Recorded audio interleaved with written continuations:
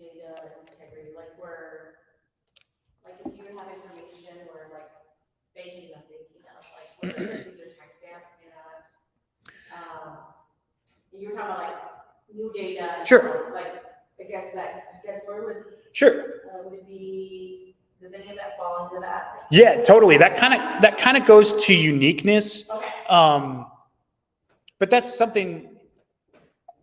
Like date, time. I think that's the one that I was struggling with. Right. So there's a couple different ways to think about that. And folks online, if you didn't hear that, it's sort of understanding how date time plays a role with a data set. And so there's a couple different ways to look at that. The most traditional way is, let's say we're looking at data at some sort of a granular time. So let's say day, for instance, we're looking at the amount of money at a bank for a person at a given day, and we're going to see that that's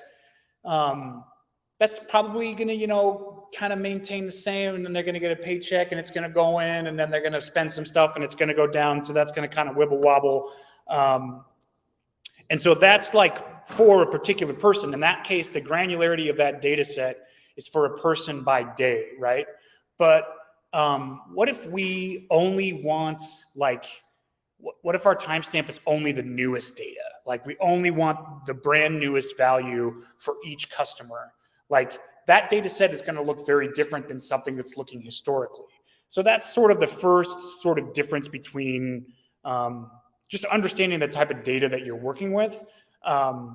So I think historic is sort of the thing that you're thinking about, right? Because we can get like, what is my banking statement right now, right? That's easy to get. And that's a timestamp that I'm looking at right now. If we want to, again, look historically, there's going to be multiple timestamps, and we're going to be able to say that sort of fluctuation. And so where this is relevant, and this is a big thing that Buildertrend does, is doing what's called stamping. And that's sort of like at the end of the month, they're going to get all their finances in a row. And because everything fluctuates so much, they're going to make sure that they're good with all the numbers and everything, and they're going to stamp it.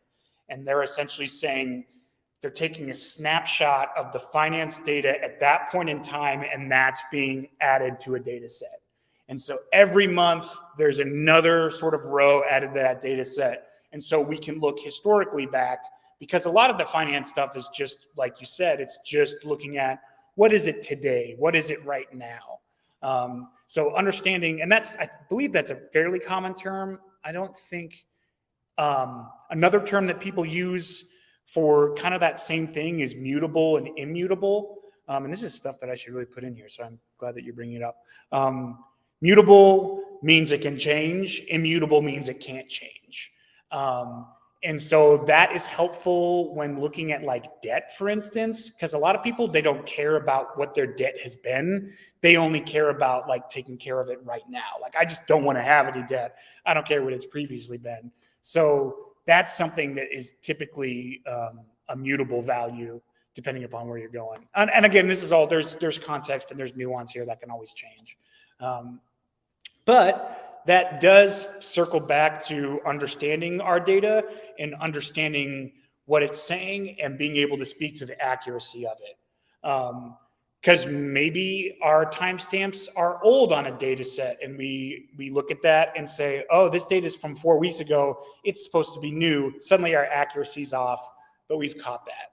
And so now we can figure out what sort of hoops we have to jump through to fix that. So yeah, and none of this is, especially with data cleaning, as you guys have probably seen throughout this class, is that a lot of it is very like not super glamorous. It's sort of like, I got to do all this stuff. And that's a big chunk of working with data. As data is gross, you got to do a lot of things to make it pretty, but having the skills to make it pretty to do stuff is why we're here, right? Like, those are the things that people don't typically know how to do. And so, yeah, that's why we're here. So then, yeah, that obviously goes right into completeness. Are we missing? Is there a time period that we're missing? Are there just huge NAs?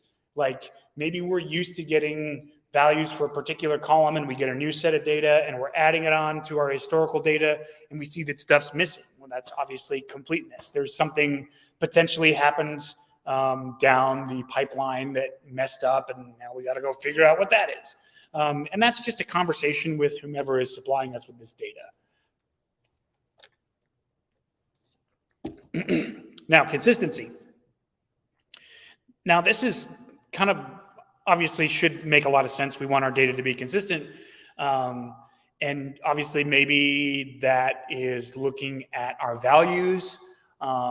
Let's say, again, if we're looking at a currency value that we were used to be getting in pennies, and so we've been dividing it by 100 to turn it into dollars. Then one day that value gets really small, and because they changed it, instead of looking by pennies, they are now looking by dollars. It's like, well, great. Now I got to figure out where that happened and make a fix for that. Or, again, you reach out to whomever's supplying you with the data and you'll be like, yo, this value changed. That's like an example of that. Similarly, data types. Maybe that currency value suddenly is being supplied to you as an object or a string. And when you try to concatenate columns like that, that's going to be weird. It's going to be like, no, I'm a numeric. I do not hang out with strings. Like literally, like when you merge that stuff, and similarly with SQL, you probably saw that too.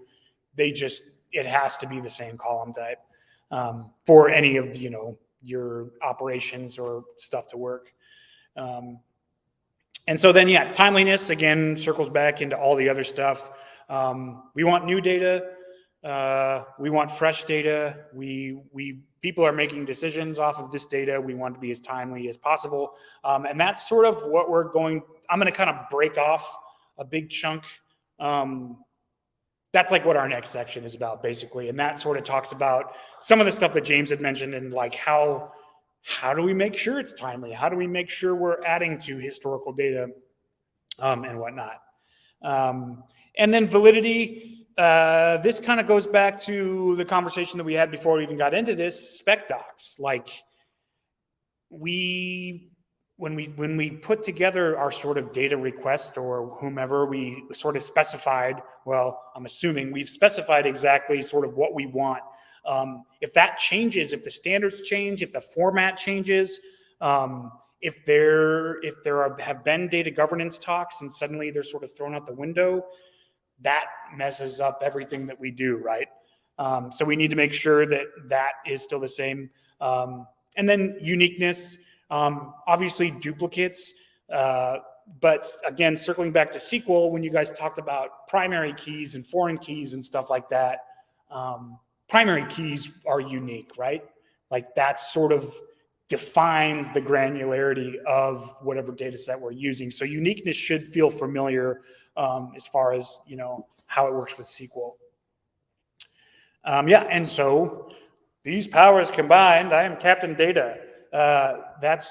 These are the things that we can, when all these things sort of align, we can feel very good about the data that we're providing. We can feel good about the insight that we're providing. And especially when there's documentation. When you have a lot of this documented and when something breaks, you can point at the spec doc and say, yo, we said X, Y, Z, and you're giving us this. You can sort of, those conversations maybe don't necessarily become easy, but you've at least got ammunition to go in there and be like, what happened? And, and maybe you don't go in there guns blazing. Maybe it's sort of like, have some tact, I suppose. So yeah, I talked about a lot of examples, but these are some ones that sort of go back to some of the stuff that I've mentioned in this class. So accuracy, initially I talked a lot about healthcare. And so in this case, if we're working with EHR or EMR data, if we have a sort of range that we're used to seeing with vitals, blood pressure and heart rate and stuff, we can see when those are drastically wrong. If somebody's heart rate is like 5,000 beats per minute, that person is doing something crazy. But no, that's an anomaly, right? So that's in this case, that's a way we could check. We could look for anomalies in this data. So completeness, sunglasses company analyzes data to optimize inventory. If there's missing data, we can't do that. We can't accurately reflect our inventory, which means we might oversell or have inventory that we don't know about that's taking up space. Space is money. So like all of this stuff trickles back to, well, the data said that we had inventory and we don't. Like, so this is why this stuff is important, why data integrity is important. Again, consistency. Yeah, I don't necessarily need to go through all these. We kind of talked about it. Let me see if there's any in here that I didn't really touch on. No. So yeah, timeliness obviously is the one that we want to discuss. Right. So timeliness is making sure that the data is fresh, right? And again, this only sort of applies to data that where you know you're going to be getting more. For the sake of this class, and especially as we get into some of the homework and our final project, timeliness isn't really a thing. Like I actually did try to see if I can find some data sets where we got new data. And there are some of those, but they're a little bit messy. And I think some of the other ones that I put in here that we're going to go through at the end of class will kind of work a little bit better. But it's still good to have an understanding of why this stuff is important. With timeliness, pardon me real quick.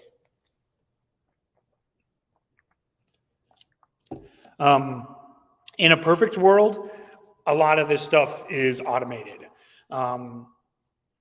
And there's a method that will, whether it's like a SQL database or like a SharePoint, where, you know, CSVs are being dropped or someone is supplying you with an Excel file, or maybe you're getting an extract from somebody you're paying for data to do analysis on, data that we're getting in regular intervals. We have a method to sort of take that data and do what's called an ETL, extract, transform, load. There is also ELT, which is extract, load, transform. And the difference between the two is traditional ETL is where we have a database that things get dumped into. We do some transformation stuff into it, and then we load it into a new database where that's where, you know, other people in the organization are hitting that database where we've cleaned the data and everything's good to go. Because cloud storage is so cheap these days, ELT, extract, load, transform, means we can do it all in one place. We don't need individual databases, actual like on-prem databases where this stuff lives. Buildertrend, for instance, we have Google BigQuery, and because that is so cheap for the amount of data that we currently have, we do everything just right there. And so it's more of an ELT, again, doing everything in one place rather than having multiple databases. So I sort of talked about, you know, if we're getting this from SQL, if we're getting this from an extract or someplace. But here's another thing is APIs and webhooks, where we sort of have a connector. So it's a little less manual in terms of like somebody supplying you a file. You might have an API or a webhook that's hitting a database and then taking that data and dumping it into a SQL DB or something like that. And that obviously is better than having to go into a folder and get a CSV and creating some sort of a cron job that grabs that or something like that. And this stuff can get, depending upon the sort of velocity of the data, this is something that, like, if we're pulling in like meteorology data or like weather data or something like that, that's changing at the minute, right? So maybe we need an API that is refreshing every 5 minutes, and we're running analysis. We have some sort of a model running analysis on it 5 minutes. And so understanding that, like, how often is this data being updated? Is it daily? Is it weekly? Is it hourly? Is it every 5 minutes? Something like that. These are all things that we want to know when it comes to the timeliness of data. And in this case, automating it. So yeah, obviously that's the goal, is we want to be able to automate data. But you can't just say, like, I'm just going to automate this to work and then it's done. Again, we want documentation. Maybe there's more spec docs. We want to establish a data updates policy so people know, right? Let's say we're working with that weather data and somebody's like, I thought this was supposed to update every minute. And we're like, well, no, if you would check the spec doc, it's every 5 minutes. So just making sure that that stuff is known. For the sake of this class, something that it could be good, and especially with Tableau, hopefully Charlie talked about this, is potentially putting like a valid by date or something like that, last updated on, and then you put the date for the Tableau dashboard. And so people know, like, oh, this data is from 2 days old. And then they might reach out and they're like, hey, why is this 2 days old? You're like, oh, refresh your browser. And then they refresh it and they see they just haven't refreshed it in 2 days. So that's something that kind of rolls up to establishing data update policies. And then monitoring data sources. Again, if we're getting something from an API, maybe we want some sort of a test that if it's working, no news is good news, but the second it fails, maybe we get a message on Slack, maybe we get a message on Teams or whatever we're using, maybe we get an email. Understanding that stuff, and then being able to address that stuff. Like if something's up with the API, let's go investigate. Is it something on our end? Is it something on somebody else's end? If we are pulling from like a SharePoint extract or something like that, which is, I don't know if you guys are familiar with SharePoint. SharePoint's pretty old school, just like a folder, somebody dumps stuff in, everyone has access to it. So if something like that breaks, then that kind of goes back to some of the data accuracy and data validity that we were talking about earlier, right? We need to double check to make sure, oh, they changed a column type. They shouldn't have done that. Or is that something that we need to go now and change on our end because we don't have control over that stuff? So that's monitoring data sources is, and kind of different ways to mess with that. And so here we go, timestamp and versioning. So maybe we, depending upon your storage technique or whatever you're using, maybe we get a huge batch of data and there's a column at the end that just says like timestamp. And that's just, this is when the data was put in your DB. And then the next day we get the exact same data set with like, so it's the same like maybe primary keys, but now we have a different timestamp data.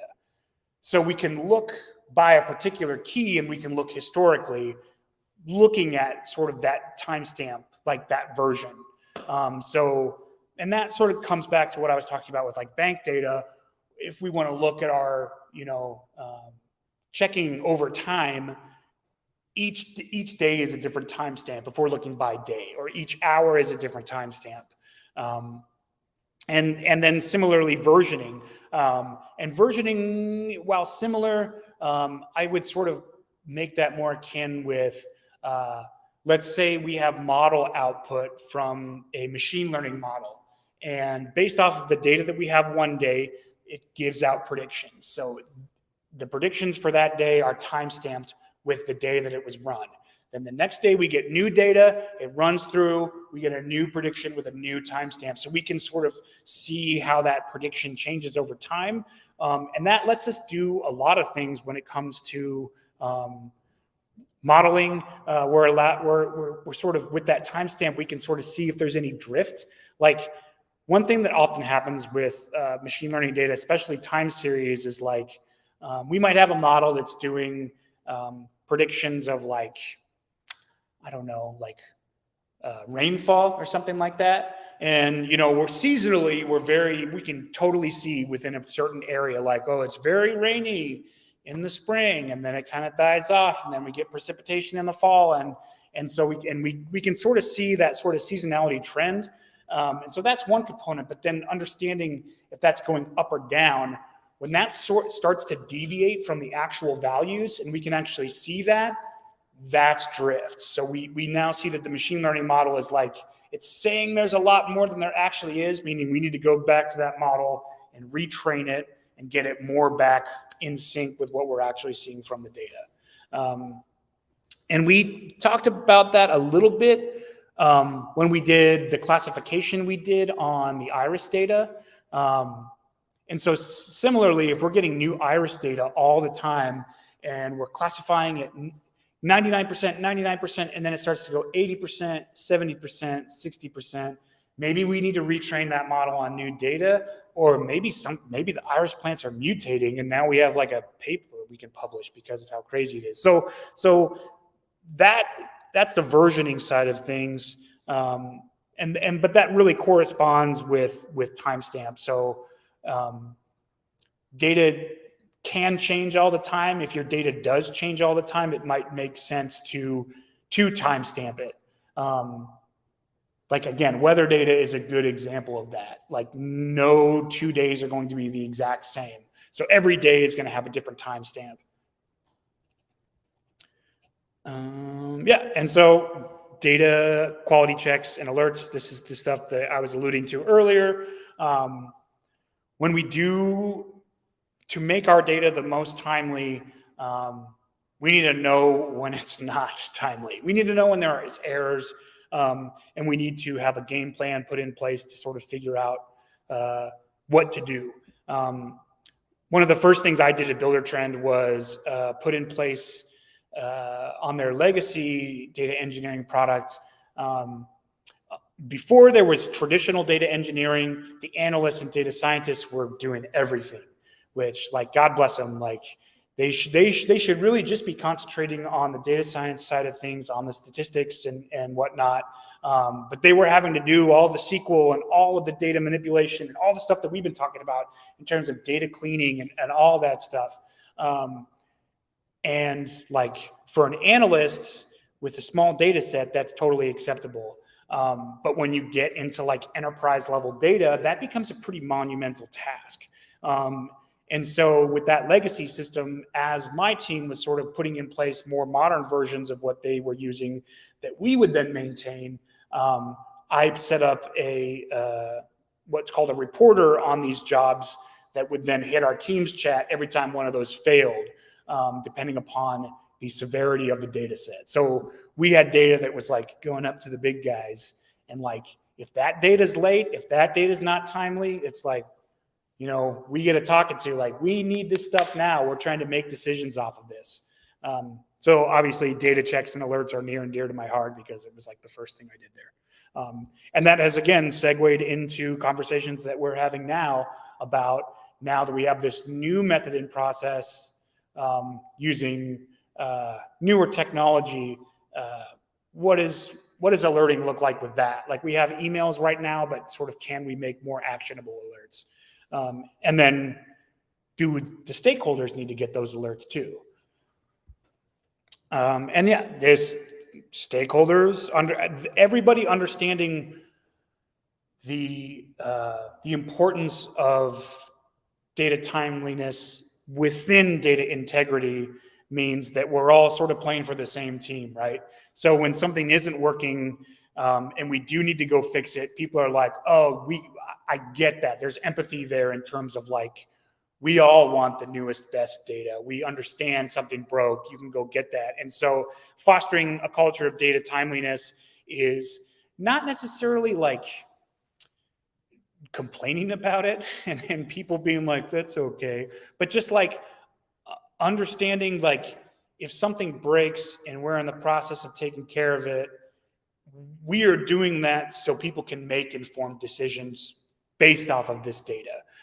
So just making sure that that's understood. Right. The 2 points that I put down there.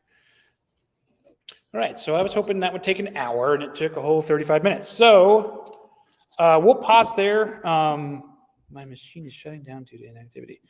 Pause there. I just talked for, again, about 35 minutes. Any other thoughts or questions or things that didn't make sense or things that you want to go back and touch on? So, like, how common is it that a data analyst or a data scientist or data whatever does multiple things instead of like where it's like divided? Right.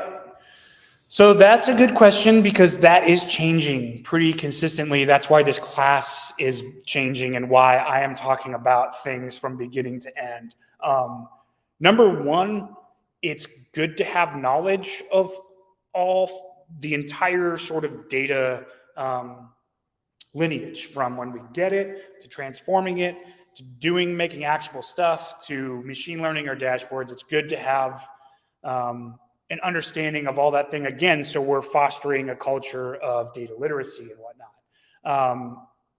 But because technology is advancing the way it is, this used to be a very segmented thing. It used to be you have data engineers, you have data scientists, you have machine learning engineers. My job before Builder Trend, I was doing all three of those things. I was doing 2.5 of those things. We had a data engineering team that had a data warehouse in place. So we had a baseline of standardization, but when it came to data wrangling and manipulation to feed machine learning models, I had to do all that. And I also had to do all of the descriptive statistics to sort of figure out what machine learning model or advanced statistical model makes the most sense to use for the data that we have. I then had to iterate through that. So now we're sort of talking about data science. And then when this stuff gets into production and we're monitoring that drift that I talked about, and we're making sure that our API is working, that's more machine learning engineer. I had the tools to accomplish all those things. It maybe took me slightly longer than a team of three, but I was a team of one, and that's attractive to an organization because you're paying one person and not three people. That said, you might go to a company where they just aren't there yet. I by no means talk trash on my current position or that organization at all. They are in the position they are in because of how much they love data science and the amount of support that the data science team got. They were just like, yes, go figure out all this stuff, build all these models, do all this stuff. And I'm not saying it's because of that the company grew, but the company started growing quite a bit. And so they weren't necessarily, their data engineering wasn't at a point where it could scale properly with the amount of data and analytics that they were producing. So that's why my team exists now, is to sort of put modern tooling around that and do that. So I would say for a traditional analyst role, you're probably going to get relatively clean data. You're probably going to have access to a SQL DB where somebody like me has done all the spec docs and got all that stuff in place, and you're most likely going to like a curated data set that is nice and pretty, and you might just want a certain segment of it. So you're going to write a SQL query saying like, give me all the sunglasses where color equals navy blue. And so now you've got your data set. We're going to pull that into our Python notebook. We're going to double check it, like, and maybe the cleaning that you're doing isn't indicative of the global data set. Maybe you're doing cleaning that is indicative to what you're trying to accomplish with that data set. So the cleaning in your case is less cleaning and more of what's called wrangling. You're getting that data that's usable for you, that in the grand scheme of things, when you're pulling from that big table, this is universally good for everyone. To the most part, they can pull out what they need, do their little tweaks, and then it's a good data set for them to have.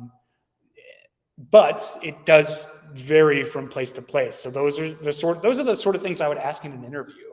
It's like, do you guys have a data warehouse? Like that question in and of itself, if they're like for me, I'd be like, okay, well, when we get to salary, I'll have to really talk, because if it's expected of me in an analyst position to do hardcore engineering, it's one thing to do cleaning, it's another thing to do engineering at a organizational level.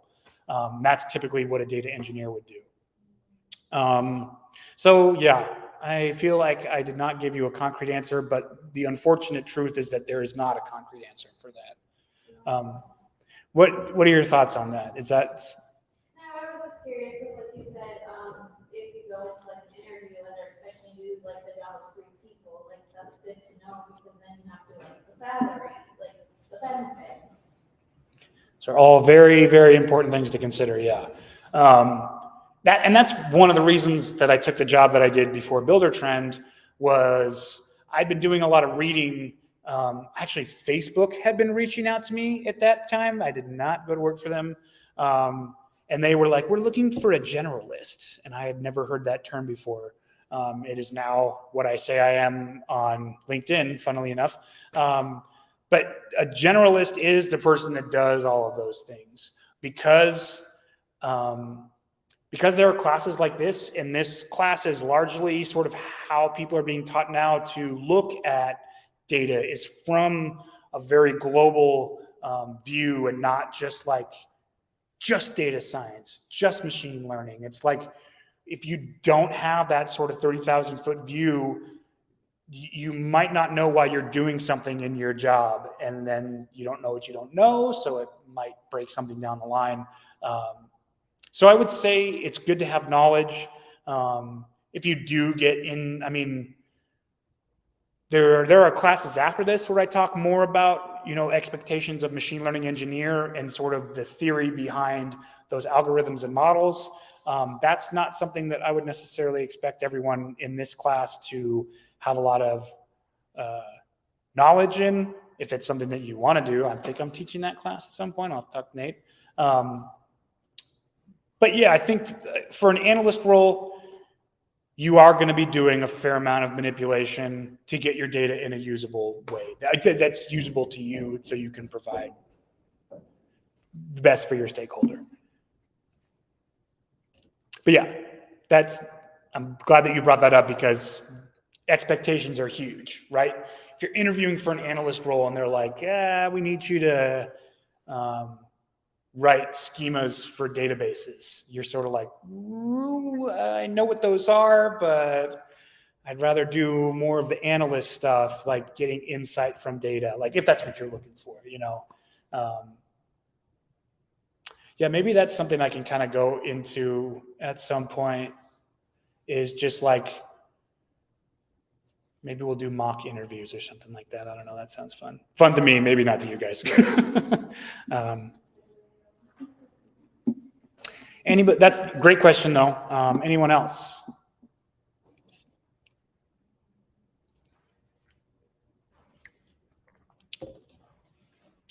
Okay, cool. We are going to start looking at the homework. I've gone through it and did it. I was able to do it pretty quick. I think there's a couple things that we haven't talked about that's kind of like for you guys to sort of figure out. But we will take a look at that. So we'll just click that link. And again, if you go over to the side over here where it says notebooks, somebody's already on it, it looks like. It might just be me. Yes, somebody's on it. So you can click the link or go over to notebooks and go to scavenger hunt. I would recommend downloading it as a IPy notebook, Python or Jupyter notebook, and then opening it up in Anaconda Cloud, just like I did with the cheat sheet, right? We downloaded that from here, we opened it up in Anaconda Cloud, and that's sort of where we did all of our stuff. So I will do that too.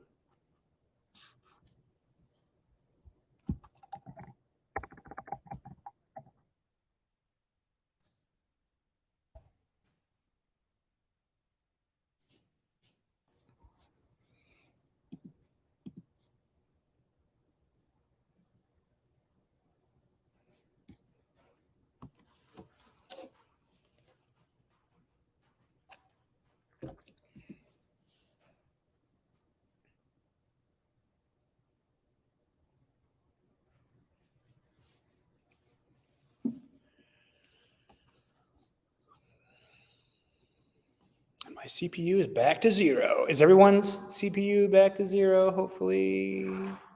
It's supposed to refresh after a week.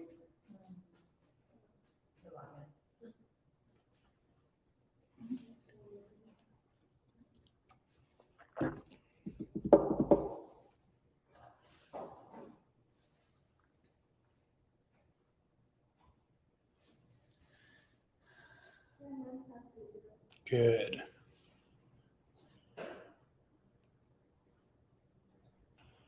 I would have totally used this as an excuse in a class, like, oh, I was trying to do stuff, but my CPU usage got to 500. I couldn't do my homework. Sorry, man.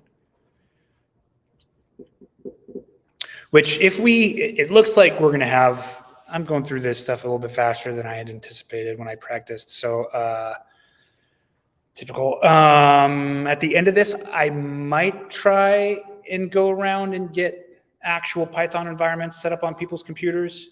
So then there is no excuse of CPU hitting 500. And honestly, it's just more reliable. It's a lot quicker and stuff like that. Okay, so when everyone is in Anaconda Cloud, make mine a little bit bigger. We're going to hit the up button for upload.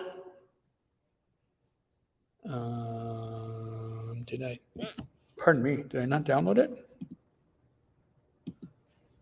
Oh, is it called, oh my gosh, is it the wrong one?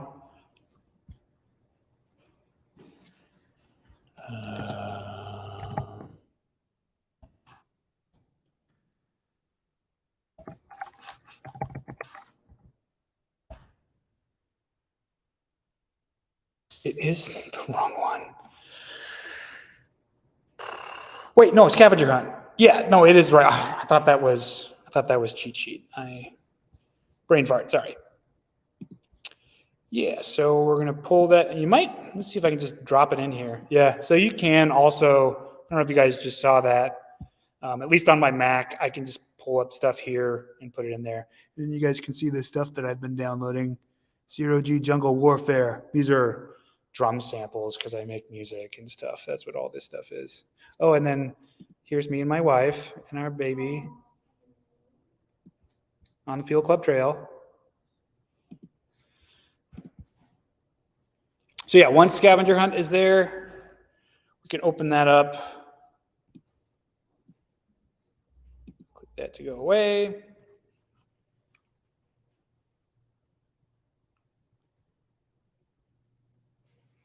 Let me know when everybody got it open.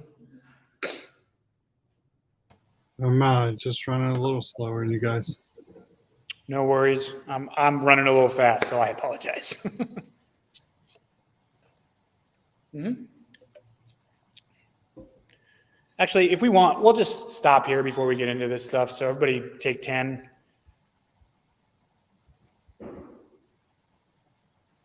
See if I can put my banner up and remember to take it down.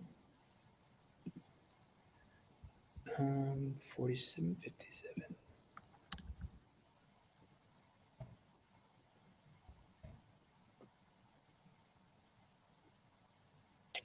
All right. When words one comes from IPY. Yes. Yep. But then. Yep. Can I click open? Right. So we want to go to Anaconda, your Jupyter lab right there. And then keep the arrow. And then wherever it was. Oh, yeah. There's multiple types. I was trying to open it and it wouldn't let me open it, so I was like. And that's, again, I think that's why it's becoming more and more apparent to me that we definitely, I think you guys have outgrown the Anaconda Lab stuff with the stuff that we're starting to do. I think it would be most beneficial to go through actually installing Python on everyone's computer. In fact, I might ask ChatGPT to do it, and we'll see if it works on people's computers. I just like to illustrate the fact that like having a large language learning model like that is absolutely insane. I don't know if you heard me, but we're going to take a break. Oh, okay. Now I'm going to work this.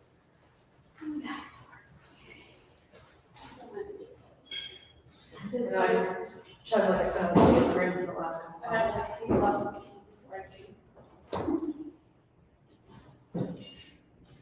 I was looking at your stickers. Oh. You too? I said I was looking at the stickers and like, Oh, yeah. I will.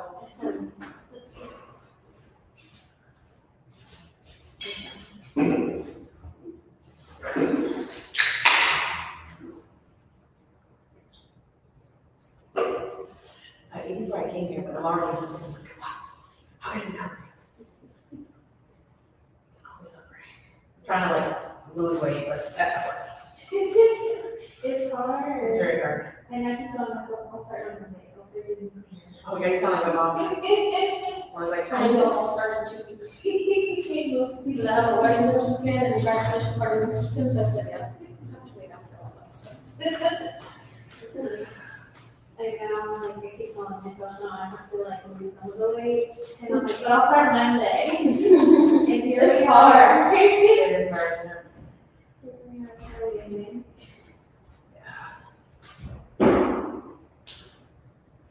On this one recipe book that I really like, I just did, that's actually the meal I had to, this, I made it yesterday, it's like a, what is it called? Like chickpea curry, and it was really easy to do, I was like, and it was like, they told you how much calories for like eating for, so I was like, okay, if I can keep doing this, you know, so, but I'm like, no, because I need to like just become a calorie deficiency, I need to have like deficiency of some sort. That, like, I just need to be doing it, like, I need to be good about, like, not drinking lots of water, so it keeps you full, which is very sad.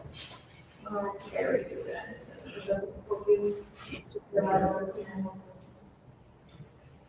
So, like, things that I would say are really good protein, like nuts and stuff, I can't eat because I'm a kiddo, so I can't have any, like pecans, but, like, too much of it. Yeah, I have protein shakes, but I don't be around it, so I've not had, I've only had one that I really liked, and they went out of business. And so, it's called like Baby Box or something, shakes, and they're so good. They had like all these different ones, and they were like, you know, birthday cake, and I just use vanilla chocolate. Of course, now Oh, there's, but they ran out, so I was like, okay. And then I was trying to do pea protein, because of the whey protein, sometimes like, just irregularity with like, you know, his milk. Yeah. Getting more.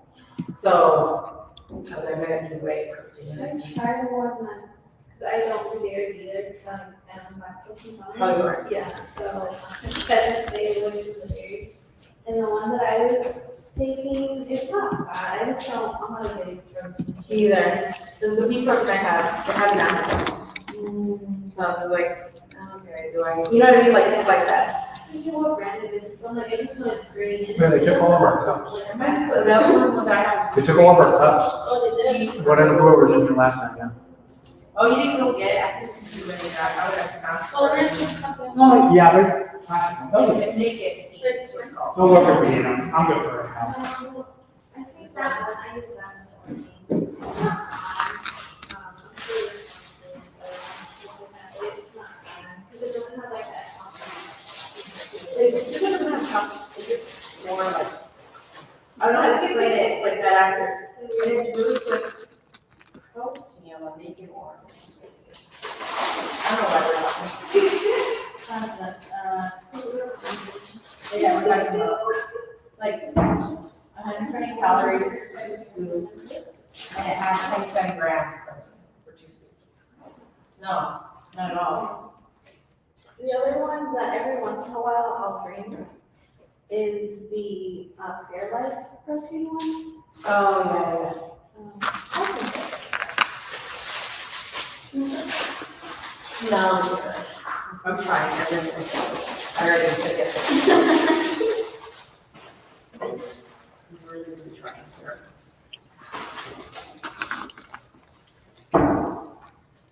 This is really it's cheap.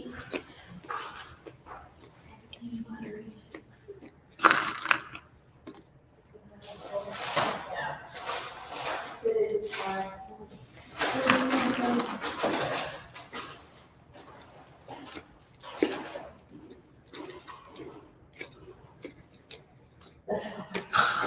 There's one more.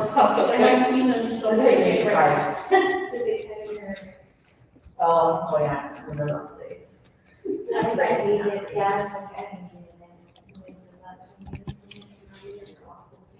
Yeah, I hate you. I hate for this, but I hate you. It's having to live with yourself.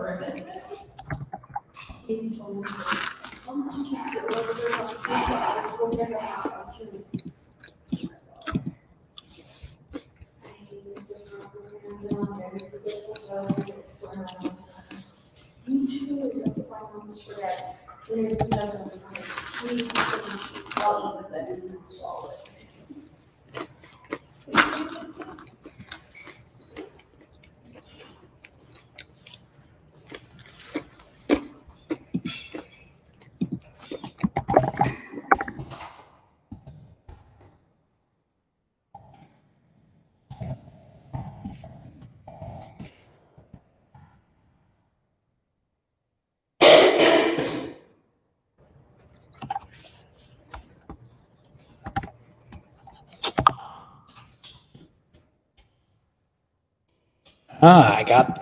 Ted, I got your message.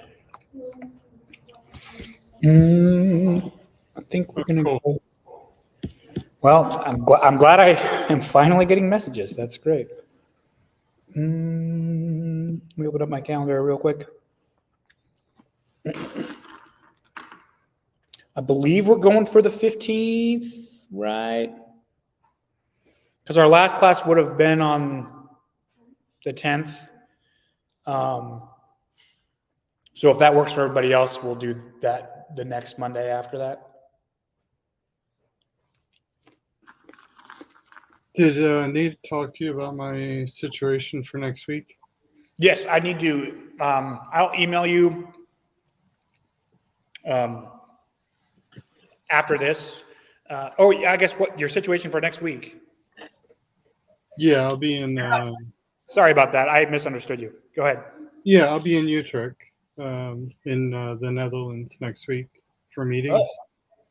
So class would be during. It would actually be during my meetings. Gotcha. We're 6 hours. No, well, 7 hours ahead. Gotcha. I can't remember. 7 hours behind. No, ahead. Yeah, I won't be able to make it. Yeah, I was going to say either way, it's not conducive for whatever central time zone is for you there.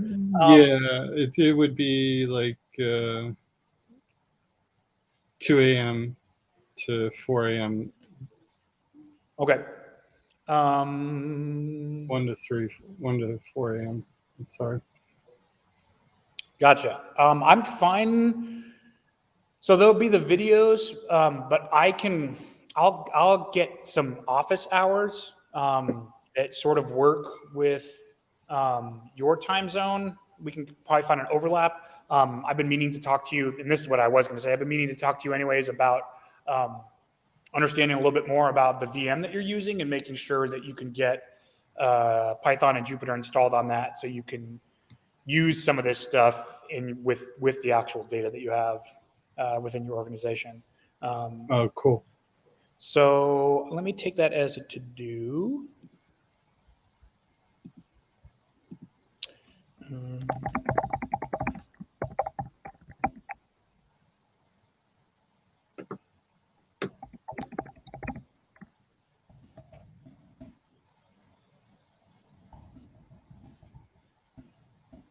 Yeah, it's just I'm actually leaving Sunday and I'm not returning until Sunday. So it's going to prove to be very fun. Yeah. So sorry, where did you say you were going again? Netherlands? Yeah. Okay. Okay. Yeah, I'll follow up with you offline to make sure, and I'll get you some hours. Make sure you can get the videos during that time. If you want to chat, I'll be there, but we'll definitely make sure that during one of those times, I can kind of help you make sure that you can get this stuff up and running on your VM. Awesome. Thank you. Yeah. Cool. So with that, we will get back going. I'm going to take off the banner. Uh-oh.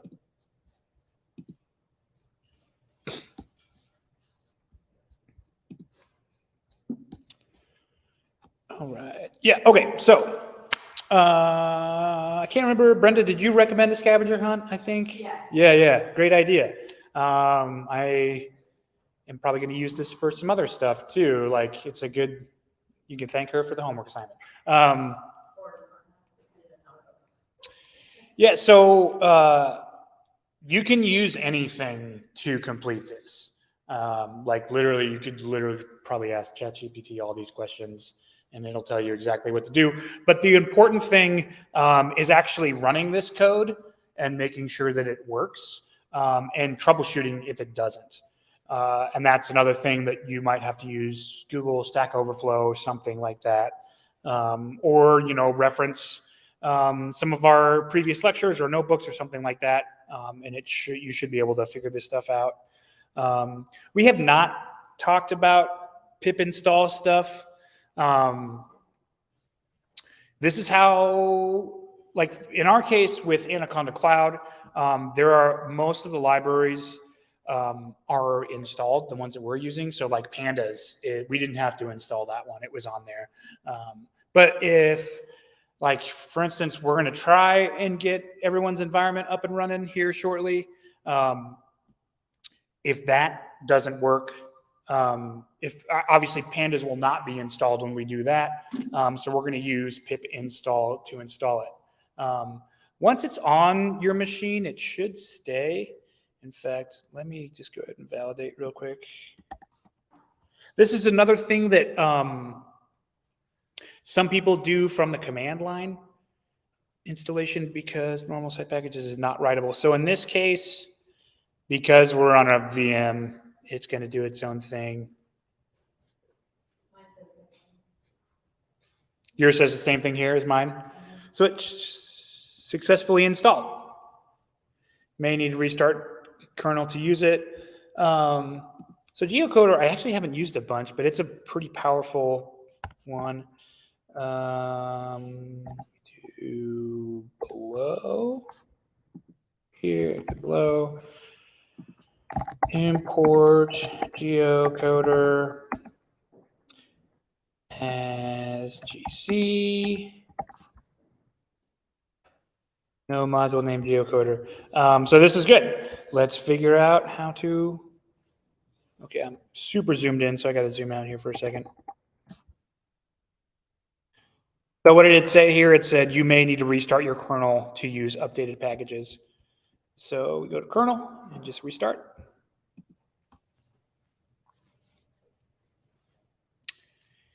And I think it's restarted. Let's try it out. Boom, it's in there.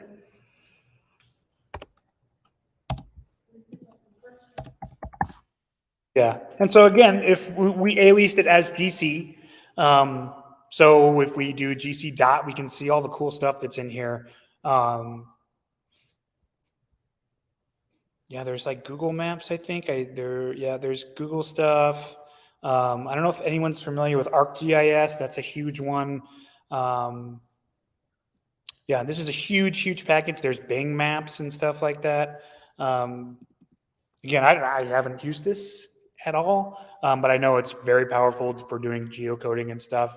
But yeah, if you come across a package that you like in your analyst world, this is how you would install it.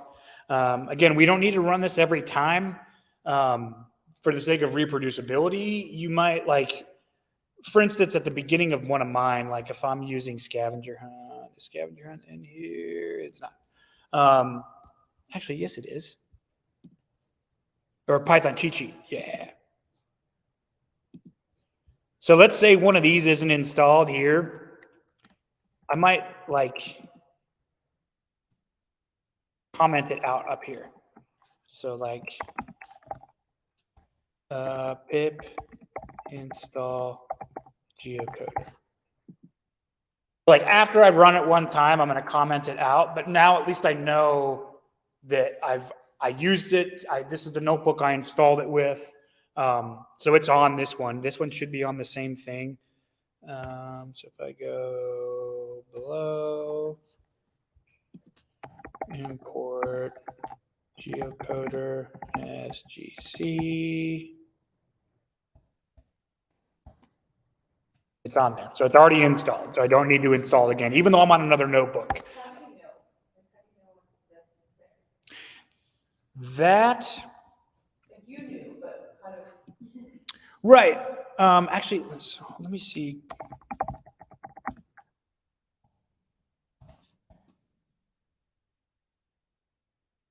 Nope, it just did it again. Oh, it may have updated it, I'm not sure. So you can list, depending upon the environment that you're in, you can see the things that are loaded. Let me take that as a to-do. I typically use Visual Studio Code for this stuff, and they have like a library where I can check that stuff. And I do not remember how to check that.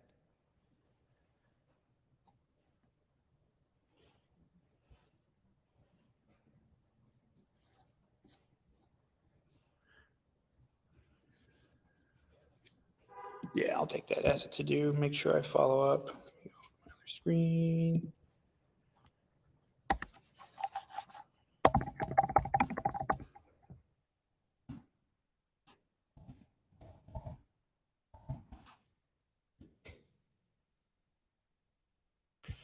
But yeah, for the most part, that's when I was using notebooks for stuff and I did install something on a particular, and I knew this is like my machine, I know it's on here. I typically would just comment it out at the top. So then if I do, let's say I do, what's something else? Let's see here. What's another? Polars is another one. So import polars as PL. So if I run this now, it should get mad at me because polars doesn't exist. So I'm going to do pip install polars. Oh, right. We're going to want to do this in its own chunk. So same with this one. That's right. Again, sorry, I don't use Jupyter Notebooks as much as I used to. Pip install polars. Why are you mad at me? Am I spelling install wrong?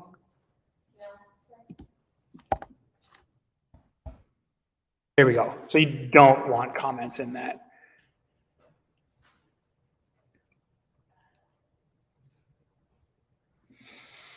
Whoop, Polars is a big package. So I've just run out of room on my VM. So don't install Polars. But anywho, you would want a chunk where you just did installations, and then typically I would move them down to the import thing and comment them out. And again, now that I've got this, it's probably going to error because I don't think it, yeah, it's probably really mad at me because of my disk usage. Well, I might have to clear my cache again. So even if it doesn't work, does the CPU get used up no matter what? Like if you run it, and say it didn't work, there was an error, are you still using up CPU? It depends upon the amount of stuff that it completes. So in this case, it tried to complete the download and it got to 83%. And at that point it knew it wasn't going to finish. So I've used my storage quota just about completely. That's fine. We'll get into Jupyter on people's computers in a minute, and this won't be an issue. But yeah, so that's pip installing. And then, yeah, we can, yeah, the rest of this stuff, if it doesn't sound familiar, and some of the stuff we're actually going to go over today, and on some of these are code, some of them are not code. So like a library to create and manipulate Excel files, just find a library that does that. You don't have to install it. You can just put it on here. These are code chunks. If you want to change them to not be, you could change them to either raw or markdown, and then they won't actually run. Yeah, and then maybe words don't make sense. Like, what does concatenate mean? Maybe that's something we're going to look up. I've used that a few times. Some of this stuff should be real simple. We've talked about replacing NA values. We haven't talked a ton about date times, but that'll be a good library to kind of look into. So yeah, that is the homework. And then so when you get this all done, we can file just file download, and then you can just, so we'll download this. It downloaded, and then I'm just going to, in a DM to myself, where you can see me taking notes about things that I need to do. You can just throw that in there and send it, and that's how you can send it to me. Easy peasy. Okay, cool. So now I'm going to go over what's going to be our final project. A lot of what you're doing in this scavenger hunt is going to help you for that, because this is, again, all this stuff, most of the scavenger hunt should be a refresher on stuff that we've looked at or stuff that we've done within the different notebooks. So again, if some of this stuff looks familiar, a lot of the notebooks that we've used, the Intro to Data Science, Analysis, Pandas, and Wrangling, these are the three that we've been in quite a bit. And I think maybe you can only look by name, but yeah, so those are the ones that we've used a bit. I have links to those in some of the notebook or in some of the lectures on DeepNote. But yeah, so now this should all inform us. The intuition should be there that, I'm learning all this stuff. We've done all this stuff. Now you should be able to find a data set and perform some of this stuff yourself. And again, I often talk about problem solving being the mindset that we want to have when we're doing this stuff, right? So it's not necessarily the same thing all the time. Like, you might not always need to do the exact same cleaning on every single data set, but that's up to you to determine when you start looking at the data sets. So we're going to scroll down here to, final project. There are 6, 7 different things. I have optional on some of these, but honestly, some of these might not apply to the data set that you get. Data set selection. Obviously, you're going to need to find a data set. That is something everyone will do. I mentioned at the first class that it's totally fine if you want to use data sets you're familiar with, like the Superstore data set that you guys have used previously with Tableau. Totally acceptable. If you're familiar with that and you feel like you can do kick butt analysis on that, and you can reuse some of the stuff that you've previously done with that, but you're using Python, that's a huge win. That's totally acceptable. If we want to look at other stuff, if you want to do multiple data sets, it's totally, go ham. It's totally good.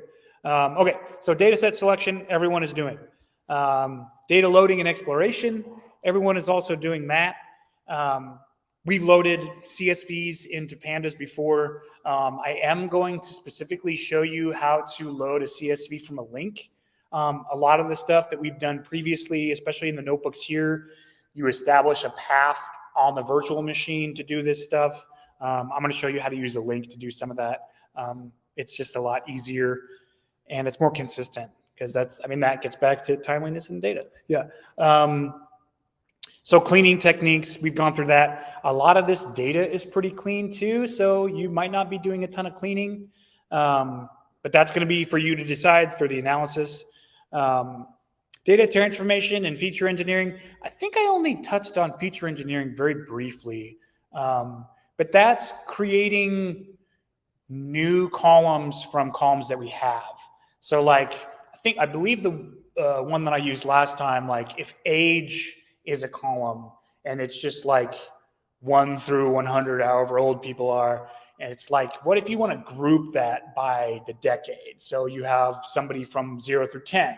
So everyone through there is in that group, right? 10 to 20, and you can group it by tens. And so then people fall into those groups rather than having that numeric value. That would be feature engineering. You've created a new grouping column based off of someone's age. And that creates new features and variables to enhance analysis. Exactly. EDA, hopefully everyone's going to do that. We've talked about that. EDA is totally, and I talk about this down here with visualization, use Notable for that. We're going to go into that too here shortly, and we're all going to kind of explore a little bit. So yeah, insights, recommendations. You might not have any recommendations, but insights would be big. Like, again, back to age data. Maybe you find that the median age or average age for some particular group is interesting. And it's like, oh, I found out that mostly people younger than 30 ride bicycles. And I'd be like, well, whatever. I'm riding a bicycle. I'm over 30. Like, that stuff would be good.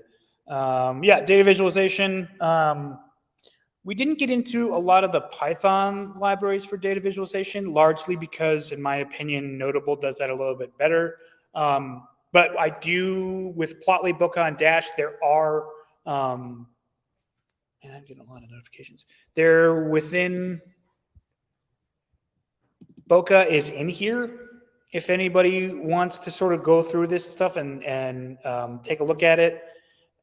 It does get a little technical, which is another reason I didn't really get into it. Again, I don't want to stress the technical stuff in this class. I want to stress like the big ideas. And so that's why we didn't really do that. And I feel like Notable sort of achieves that a little bit more gracefully than doing things through extremely technical code.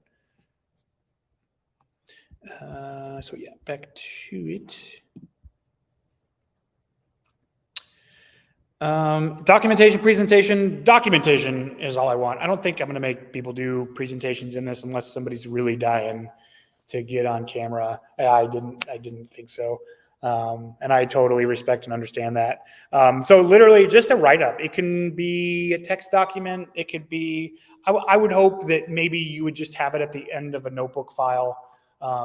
Just tell me what you think about the data. And it could literally just be what every column means to you. So if we're looking at medical data or meteorology data or something like that, like precipitation means rain or snow. Like, just give me like a rundown. Just literally just I just want to make sure that you understand when you get a data set, like what these column means.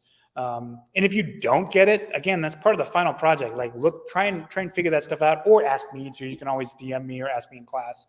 And so, yeah, the deliverables I'm looking for, at the very least, just a Jupyter notebook. Same way you're going to turn in the scavenger hunt. Just DM me or email me. I think my email's in there. If not, I'll put it in there. And then a portion of that being, again, the documentation, not necessarily a final report. And then if there is an interactive, if there is a dashboard, we're going to get into sort of Notable now, and then how we can share that stuff, if that's how you would like to turn this in, because that's acceptable. And that's what that will look like. So it says exploring data, because I think I'm going to probably have you guys drive this a little bit in terms of like, let's all go to a website and find some data and sort of go through it together. So this isn't so daunting. You're not just like, there's all this data, I don't know what to do. It's sort of like, we can go through every one if you guys want. So we understand, maybe you find a particular data set in one of these websites that you like.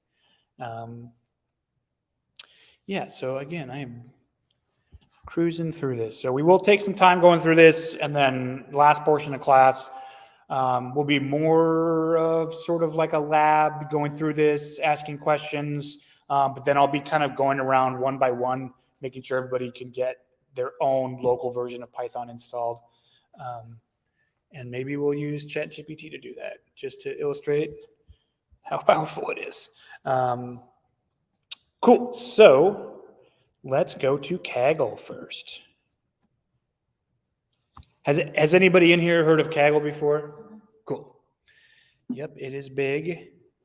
There is lots of data on here. There's like, some of these are pretty huge.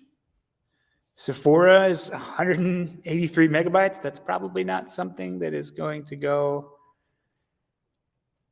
Your Anaconda Cloud is going to max out with that data. Well, that's the thing. Once we get this on your computer, you can go big if you want. if only to go big and realize this takes a while to do. And like, that's something that you've learned. You've learned, oh, a data set this big really chugs on my computer. So that's totally acceptable.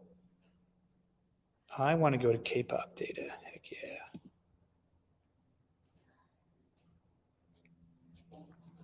Cool. So they do a lot of this stuff already for you, right? So within the data set, we can see stage name, full name, Korean name.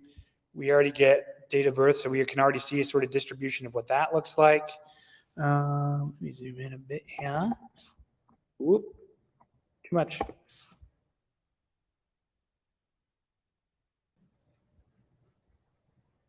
Group names, where they're from. Height, weight, cool. This looks like a kind of boring data set. Go back. But let's go ahead and see what it's like to load this stuff. I know with GitHub data, you can get the link. I think for this stuff, you might have to copy link to highlight. Did that work? It did not work. Oh, another very good thing about Kaggle, and this is totally acceptable, somebody already did EDA on the happiness report, and it is a Python notebook. It's totally acceptable to, don't turn this in. I'm gonna look if you just turn this in. But you can kind of see here, so they're doing, I mean, this is also good for just, we should know what this stuff means now, right? There's a fair amount of documentation in here, but we know what NumPy is. We know what Pandas is. We've done that stuff. There is some directory name file input. So this is again doing some programmatic way of ingesting this data. You can do that if you want. We're not. I'm not requiring that. We're not. I personally don't do that. And then here we have some pip installs. So Pandas profiling. That's something that we should totally mess around with. It's fun. AutoViz is good too. These are all great visualization stuff we haven't talked about, but these are packages you could get to know. A lot of stuff happens. Everything gets installed. Yada yada yada. Cool. And so what do they do? This is the same stuff we've been doing. They read CSV with pandas, right? And then they print the data set. This is exactly the same stuff we've been doing. Look, we do duplicated and some, they're doing it just fancier. They are just writing a print statement. They are using this F string formatting, which we haven't talked about. But this is something that you guys can pick apart and learn. Pandas profiling. So this is awesome. This is something I would recommend everyone to do, is use the profile alert. You run that on a data set, you do it to output, and then you just run that in the document, and you get this gorgeous EDA. So here we can see number of variables 10. What does that mean? Number of columns. Number of observations, 312. So this is the same thing as us doing shape, right? We do shape, it gives us the number of rows and the number of columns. This is just a prettier way to do it. Numeric, categorical. Categorical is going to be string. Basically, it's a category, it's a group, right? Numeric is int, numeric, anything we've talked about there. Yeah, and so there's our variables, interactions. You could look at all the different interactions here. This is, yeah, Pandas profiler is huge. We've looked at something like this, right? We've looked at the correlation plot where we got the correlation between two different things. The closer it gets to a positive one, the more we know that there is a linear trend between the two. Missing values. There's no missing values. So this is honestly, this is the first thing that I would do with a data set. AutoVis I have not used before. Ooh, it's pretty. Yeah, mess around with this. That's great.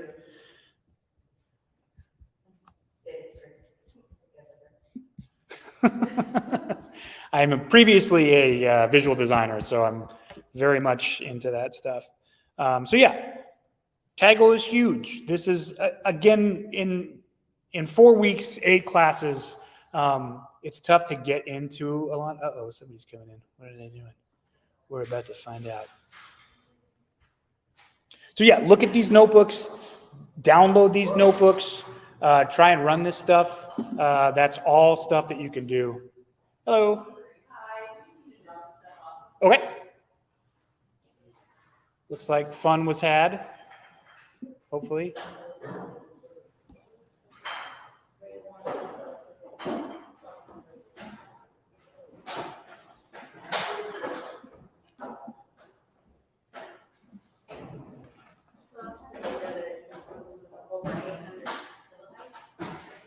Go back to that. You're fine. That's smaller than that. Yep. So that's like 0.8 megabytes. So that's what I did.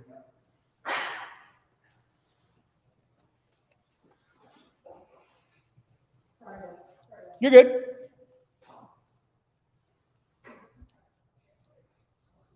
So you're saying we would put it on the app, right, or Jupyter? Yep. And when we get Jupyter Notebooks running on your computer, well, what's that? I'm scared of like. Oh, don't be. We'll work through it.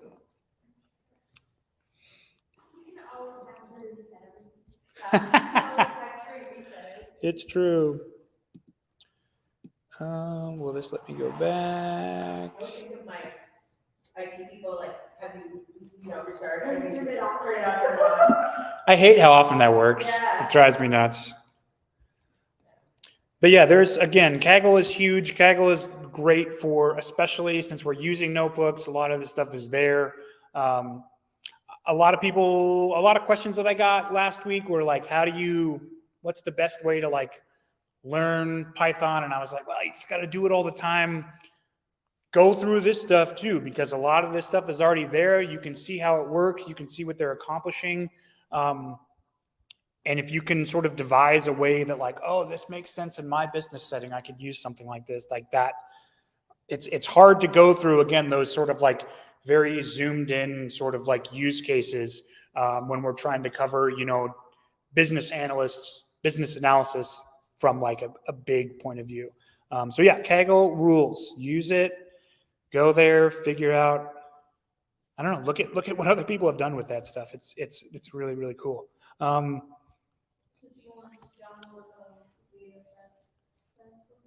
If you want to, we're going to go through a couple other ones. You don't need to make any decisions yet. If you find one that resonates with you hugely, like get it. UCI Machine Learning Library. This stuff is fun. It gets a little wacky, but you're going to be doing a little more work in terms of like with Kaggle, you can see a lot of that stuff up front of the data set. With this stuff, you're going to need to do a little bit more. So yeah, if we look at the most popular data sets since 2017, Iris, that's the one we use. That's like one of the most popular data sets that there is. Wine quality is another one. This is one where based off of like the type of wine and the time of year, see if you can run a prediction on like the quality of wine. You don't need to do that for this. In this, you would just sort of like be looking at it, trying to draw correlations. But they do give you a pretty good idea of, so similar to, let me make this bigger, when we were going through the Titanic data. Oh, where'd you go? Oh, that's the guy that made us the data. Thanks, homie. Similar to like the Titanic data where we got that big rundown, there was a text file that gave us all the information about that stuff. With the UCI data, you're going to get a lot of this. We're going to understand the two data sets are related to red and white variants of Portuguese wine. So we get a lot of the background and context on this, which again, from a business analyst point of view is totally cool. We want to know the context of the data we're attempting to provide analysis on. So yeah, lots of fun stuff here. And then to download it, I think it's this web link. Yes. Oh yeah, this is sick. So this even gives you ideas. This data set can be used to test ordinal regression or classifications.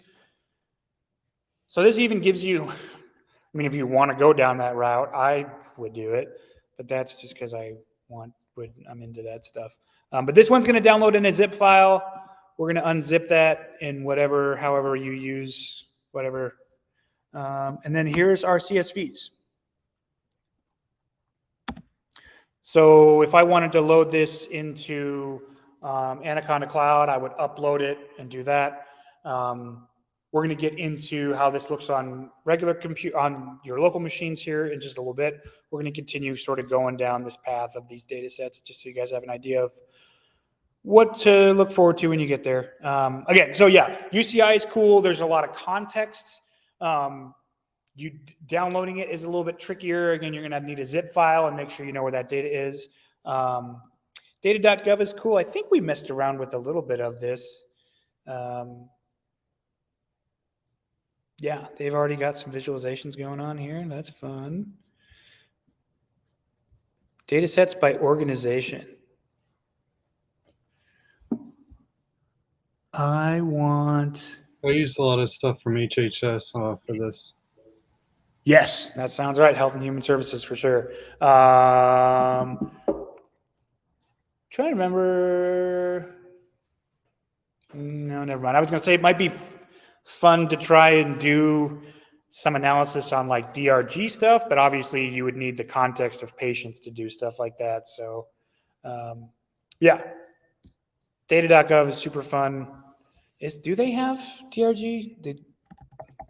I was doing acquired infections by type and looking at all the facilities. It was a huge data set.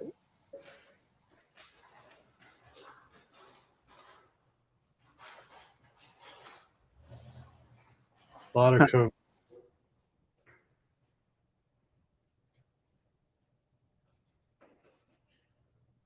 Death probability of females. Sorry, ladies. We only have data on you. Just kidding. Yeah, this is, in this case, I would probably download, when we're looking through this stuff, CSV is going to be what we want. We can open Excel files if we have them. I'll go through that in a little bit, but definitely CSVs, comma separated values. We talked about that. We've been loading those from the get-go.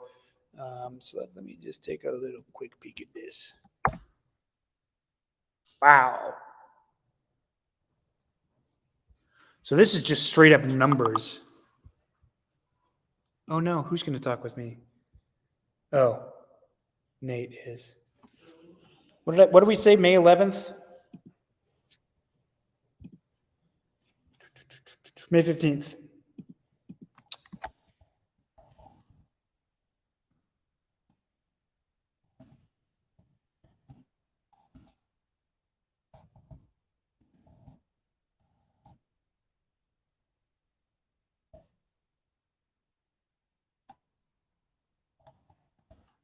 Okay, let's get back to it. So I would need some context about this data. And like, how do they have info from 2090, 2070? Interesting. Yeah, but that's the stuff I'm talking about as far as context goes. Like, we need to know more about this data.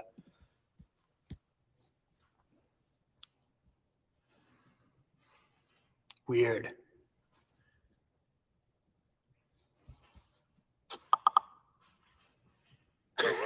Thanks, Nate. All right, let's keep on trucking.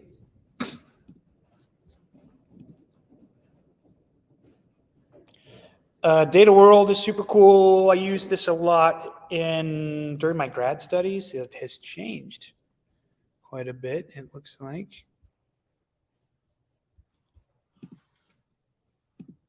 Whoop, data catalog. For a while, I was able to log into this via ODBC, like SQL connections. It was cool. It looks like they've changed a little bit. Yeah, I might take this one off the list. It doesn't look like how I remember it. But if you want to explore, more power to you.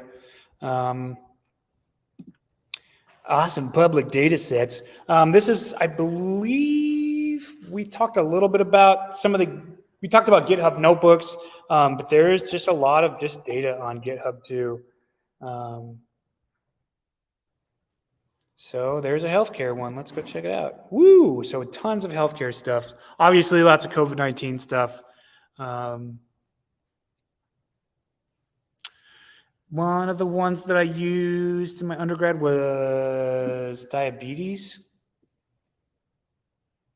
patients and understanding comorbidities there. That was really cool. Gapminder world demo. Yeah. So there's tons of stuff here. And so I'm going to use this as an example to oh, wow, this is not a GitHub repository. So these are going to be different. Gapminder is good though.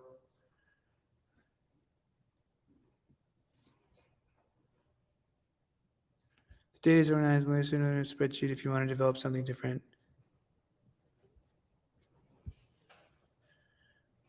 Cool.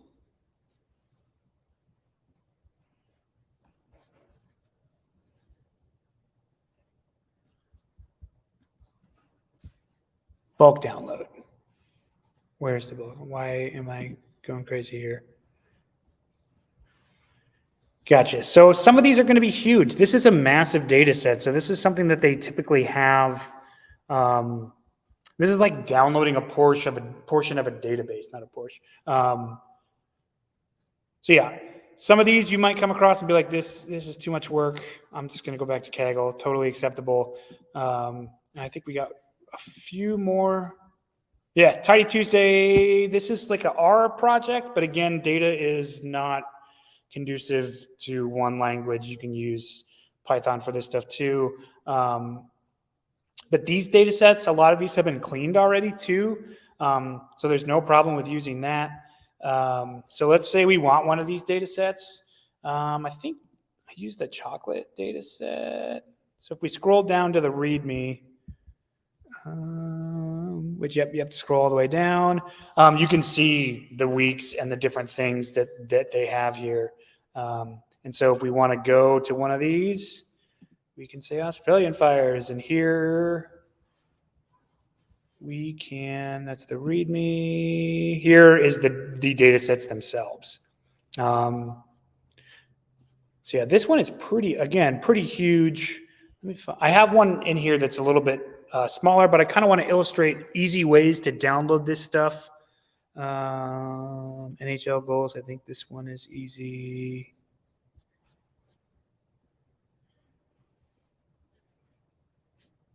Yeah, so if we go back to the actual date, this is where we see this stuff.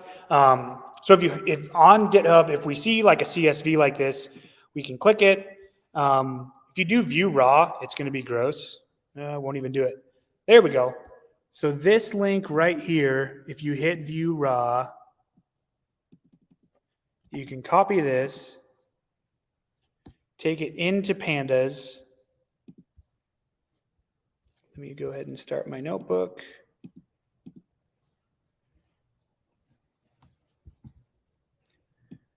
And I'm going to just paste it right here. So I'm defining a string variable called URL. If I wanted to, I could just paste it directly in here. And there we go. It already did it. So I'll run it again just for funsies. Yeah, so there we go. So this is sort of what I was saying earlier, and I finally now gotten to it. If we want to just if we have a link to data like this is easier than downloading it. Especially if it's on GitHub, it's maintained. It's probably not going anywhere. On your computer, you might download it multiple times, or you might move it and forget it. So if you're finding it via path, it might get tricky. So I do suggest doing something like this. So yeah, so with this in mind, we've got really good data. I'm just going to copy this. I'm going to go ahead and go over to Notable. And, whoop, that's not what I wanted. Go back. Nope. Notable.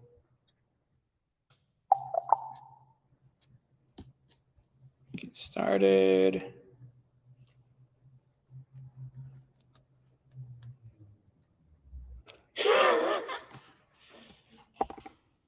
Dun, dun, dun. It's Notable is really bumming me out. I was so excited about this platform. I am so bummed. Oh, there we go. Oh, cool. So we've talked about Git before. We should all recognize this and be like, Git's something that we've talked about. So this is version control within Notable. So this is they continue to add stuff to this platform, and I think it's really cool. Again, I'll be talking to Nate about potentially getting paid versions of this. All right, so I have a space. I would like to create a notebook. The notebook is going to be called Notebook. Just kidding. This is going to be NHL data. It's going to be under my first project for now. Cool. So we went through this one, right? This is the first one we went through. What can we do with Notable? And we executed this stuff and we saw stuff and it was really cool. So now we got a brand new notebook. And again, we're going to treat this initially the same way that we treat all of our notebooks. We're going to import some stuff. We're going to import some packages. I'm going to copy this out. There we go. Runtime. That just means it took 156 milliseconds. Wow. So then we're going to do this. So this does, I know this looks a little wacky. Let's see if I can move that out of here and get this out of here. There we go. So it did move my string down, or my URL down to a line break, but it's still going to run just fine. So again, we can do Shift Enter, or we can press the Enter button.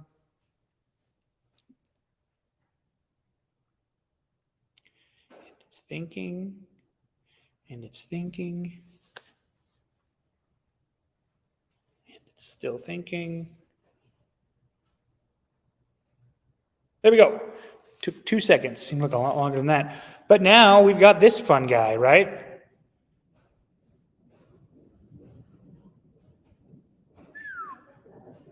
I wonder if that's all the people that were in here or something.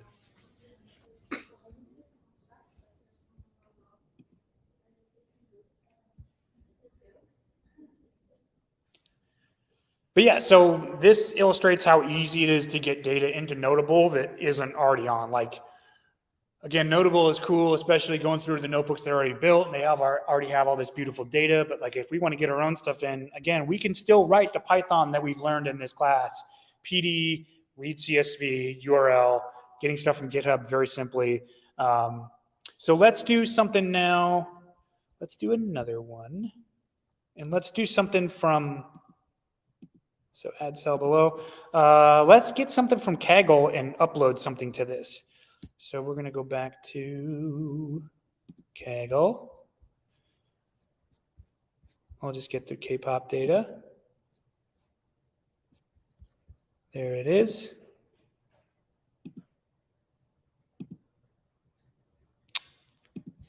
Why will you not download? The one that is huge that says download. Imagine that. Yeah. Oh, it wants me to sign in. I haven't signed in a minute. I wonder which one I have. Let's try this one. Try this one. Yippee! Okay, download notebook. Boom, we got it. So it also downloaded in a zip, it looks like. So there it is, K-pop idols. We got all of our stuff. That's great. So let's get this into Notable.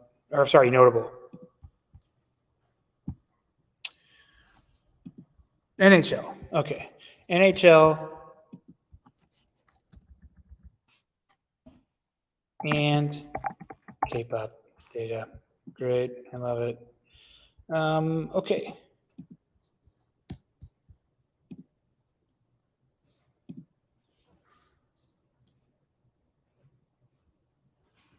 So I believe we can do a file upload. Oh, of course, now my notifications are working. But I'm pretty sure you can just drag it in. No. Oh, dataset connection. Yes. Dataset. Connection.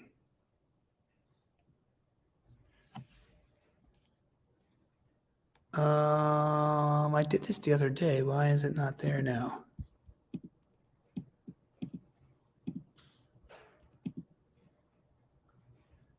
Create a data set. K-pop. Great.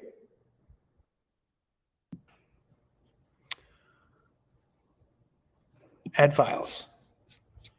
Upload from computer. That's right. So a little bit more roundabout when you want to upload something to Notable that is on your computer. The nice thing though is when you get this onto Notable, then it's uploaded, right? We're not having to like ask for the path every time. So that's good. We've done it. There it is. So now, I believe I can just say K-pop. And it's its own, not defined.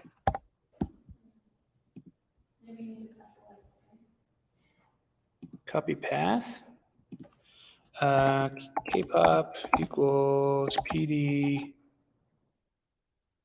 read.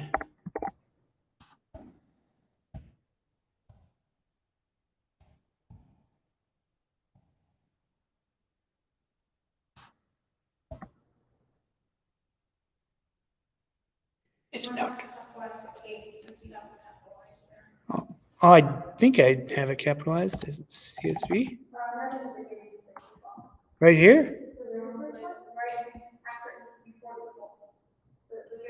Oh, I mean, that's arbitrary in this case. Boy, this is why I like using links. Because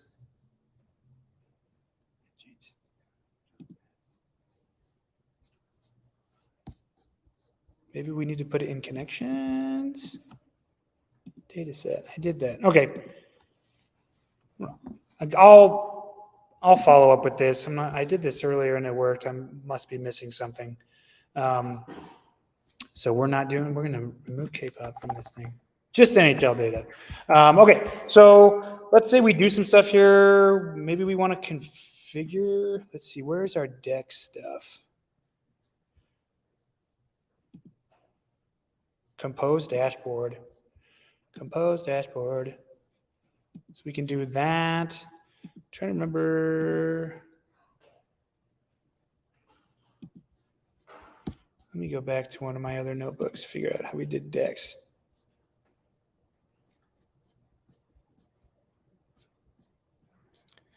Decks, there it is.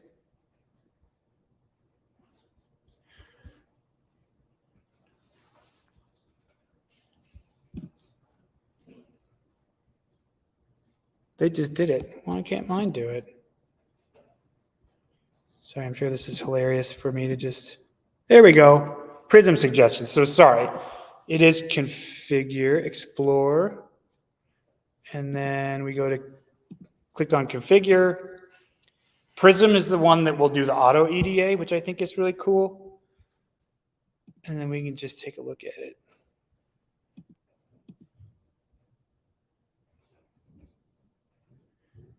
Get out of here. I don't want comments.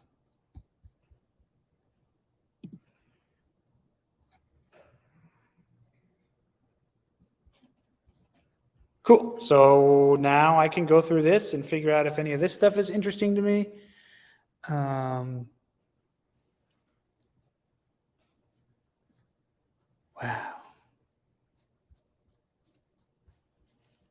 Or I can just do my own thing. Switch to simple table, explore. Let's do configure, build your own. I want to do a scatter plot of goals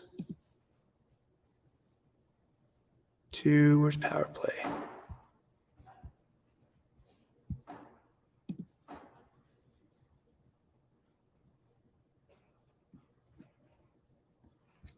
To assists. Interesting. Anywho, that's how we can do stuff in Notable if we want to do that. And then to share this, you could share this to me. You could do public, open. I think if you do open, it means a member. So then you can send it to me. Search for users. Can I just find myself on here? Yeah, you should be able to find me and just send it that way. There. So yeah, if you type in my name, you can just send that to me. That's totally acceptable.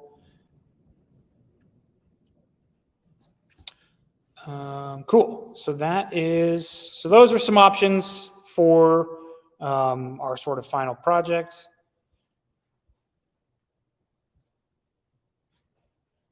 And with that, we'll take a quick break, and then I will start. It'll kind of be lab time, kind of be going through this data, looking at stuff, ask me questions. But then I'll also be kind of making the rounds, making sure we can get Python installed on everyone's computer. Folks online, I'll probably start with you guys, just because I have a feeling that might take more time since you guys are remote. So yeah, if you want to throw in Slack or on well, maybe not a comment here because it might show up on the YouTube, just Slack me the computer that you're on and then like what OS you're on. And I will start to try and put together sort of the best methods for getting that stuff installed on your machines. So yeah, we will be back. We will reconvene at 8:01.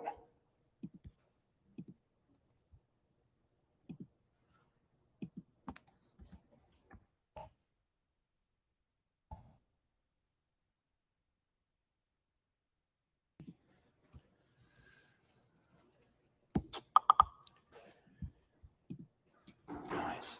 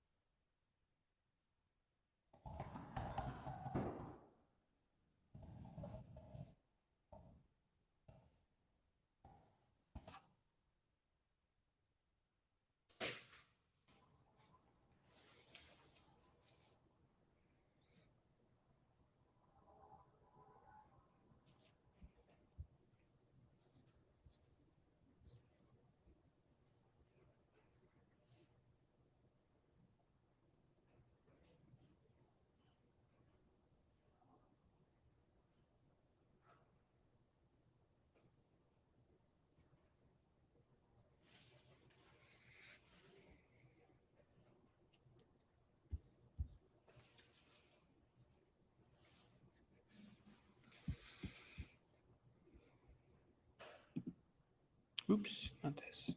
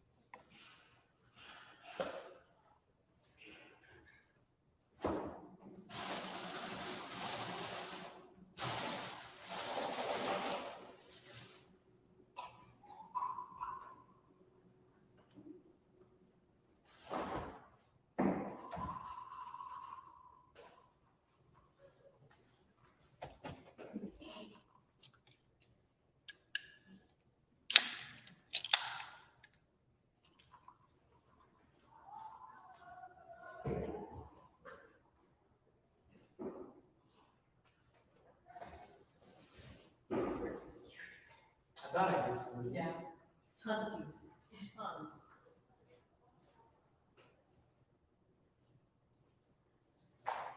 ¿Dónde está la mejor eso o ¿Dónde está la eso?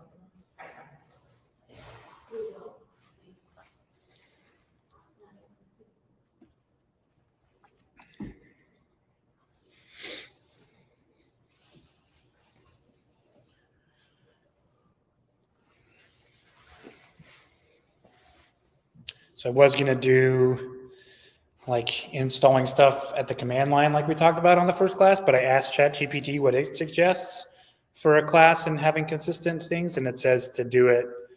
So we've been using Anaconda Cloud. We're going to use Anaconda Navigator, and that will replicate what's on cloud but on your machine, and so then you won't run into any of the issues that we have. So that's what we're going to do, and I don't have it on this machine, so I'll be able to do it with you guys as well. So hopefully this goes smooth, knock on wood. I guess this is knock on particle board.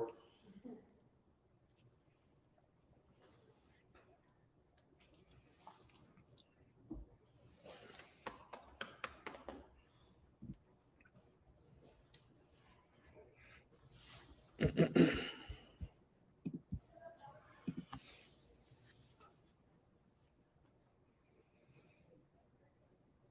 now it's fascinating how many people are always here at different days. Mm-hmm. The one gal I saw there, I think, maybe not. When I was here, I think I showed up here early, like the first week before class, and Nate was like showing me around and stuff, and I had like a meeting that I had for work that I did in Hardy, and the internet sucked, so then Nate showed up and came in here, and then I connected to that, and I was like, this internet's great. So I had like an hour-long meeting in here, and like right at the very end, she came in and she was like, hey, how's it going? And I was like, good, sorry, I'll get out of your way. And she's like, oh, that's all good, but they do like a horticulture class in here or something like that. Yeah, I was like tempted to stick around, but everyone's been very nice. Even the people that were in here on Monday, the gal was like, I'm so sorry. And I was like, that's fine. She didn't know. Like, what are you gonna do?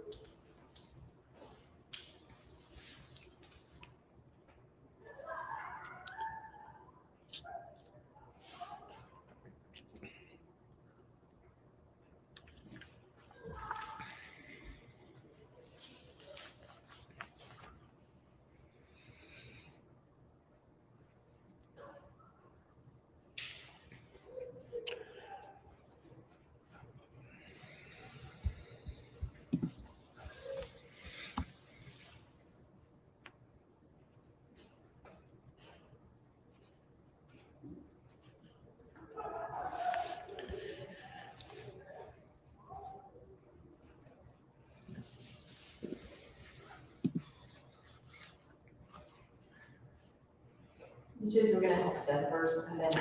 Well, I think we're just gonna try to all do it at once, and they get first dibs on questions. Sounds cool.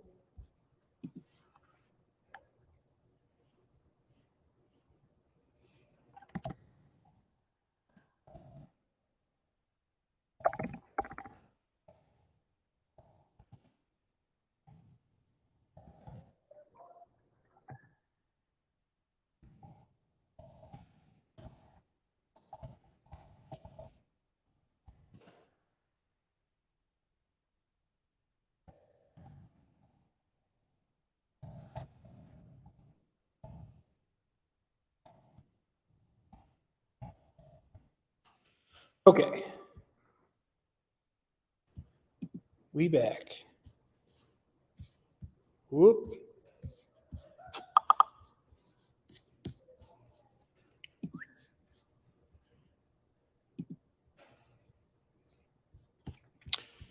Okie dokie. So I was going to have everybody do stuff from the command line, but that sounds like a pain and I'm asking for trouble. So ChatGPT said to do Anaconda Navigator. So this is, and I already said this during break, but for those that didn't hear, this is basically a local version on your machine of what we were doing on the cloud. This, again, won't limit us to CPU and storage, aside from what your local machine can do, which should be like orders of magnitude more than we were dealing with the cloud. So I'm going to throw this in the chat. And I don't have it downloaded on this machine either. So I am going to follow right along. So we're going to go to free download Anaconda. And we're going to download. For me, I have an M2, so I'm going to download that. Everybody else should download, I believe you guys, those are Intel Macs, that's PC. I think Ted said he's on Windows. Yeah, should be pretty straightforward.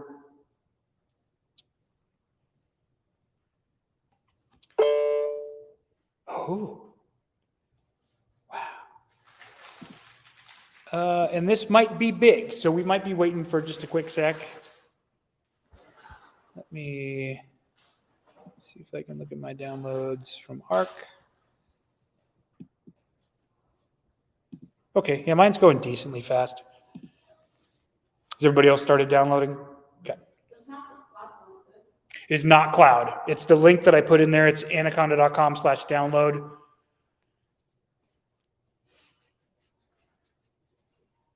And then if it doesn't download, there's a little teeny green link here.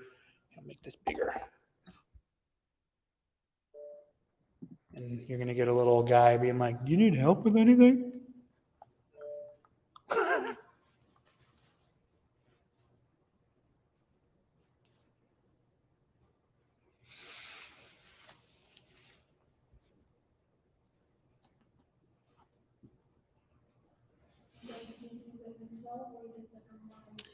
Yours is an Intel. Yeah. Yep. I just assumed the first one's probably the most Yeah. recommended, the one that would recommend for us. Yeah, it should recommend you the right one.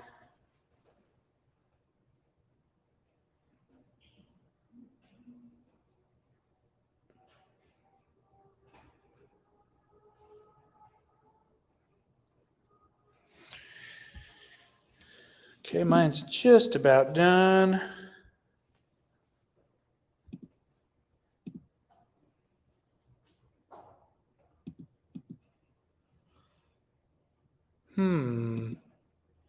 Did I get the wrong one?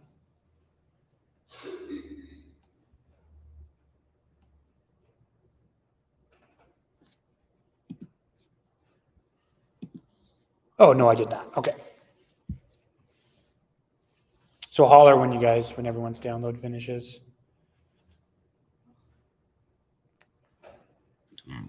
I'm done. All right. So when you do get it, just open it up. So for Mac, it's going to be a package file. I would assume Windows is going to be an exe.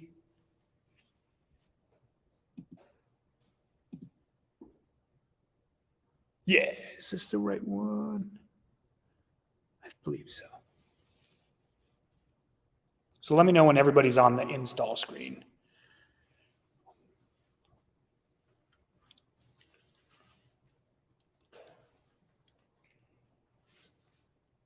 Good? Good? Still thinking? Good. Where it's asking me, who do I want to install it for? So I click the head a little. You could what? I click the head a little. Oh, that's fine.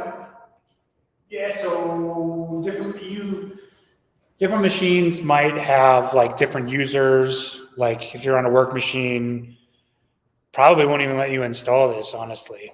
So make sure you have credentials to do that.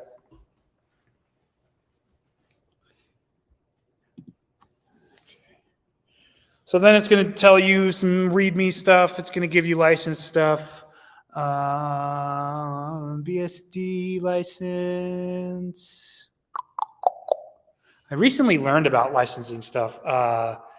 GNU is like academic only. MIT and like Apache are like fully open source. So like at my last job, there was an R package that we wanted to use, but the licensing was academic only. So my boss was like, don't use that. And I was like, really? And he's like, yeah. And I was like, wow. Like I'd never run into. Yeah, they basically stuff that's educational only. They don't want you to make profit off of for whatever reason. And I've never really gotten into too much of the philosophy of how that stuff works. Well, that doesn't make sense because you make a profit out of going to school, then you make a profit.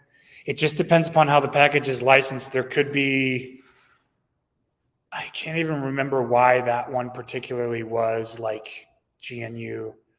And I believe the R language itself is GNU. Like Python is open. I think Python is MIT or something like that. Like that's why everybody loves Python. But R, for whatever reason, isn't. But a lot of the packages are like Apache or MIT. So then it begs the question of, if we make something with nothing but open source packages, but we're using an academic code base, like what? Like, so that's why we essentially said, like, don't use R for anything, because we didn't, it's just a weird gray area. But again, that's why we're learning Python. Python is the best. Okay, cool. So everyone gets past the license, agree. It is big. This is a large program. At least for Mac, I'm looking at 3.55 gigabytes. Okay. Did you guys go through with it? Everybody? Okay. Still thinking? I'm running. Okay. Mine gives the option of install from the only or install from specific disk. Do you have another user that you log in on that one or anything? I would just go me only. Should be fine. Cool. I'm going to hit install. And so last time I did this, it didn't take long. I got a new machine, so mine might run a little bit faster. Mine's saying less than a minute, like for 1 minute. Liar. Yeah.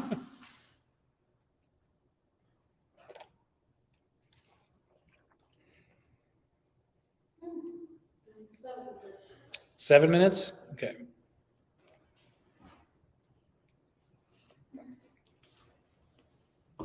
Well, you jumped over 7 minutes so fast. I don't know.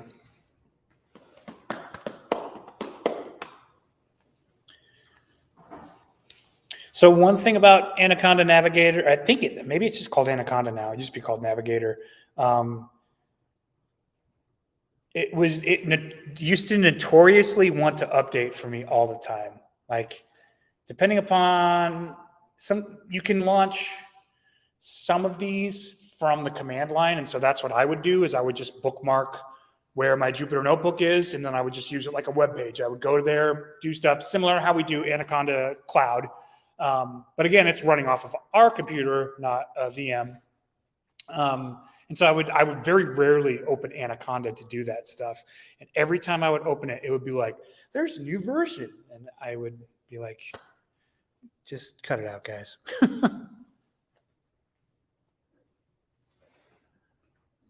Oh, this is interesting. So this is telling us about, I don't know if you guys got to this point, if anybody's just finished.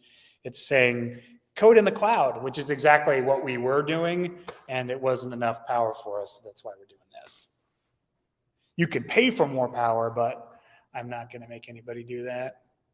I don't think Nate would get in trouble.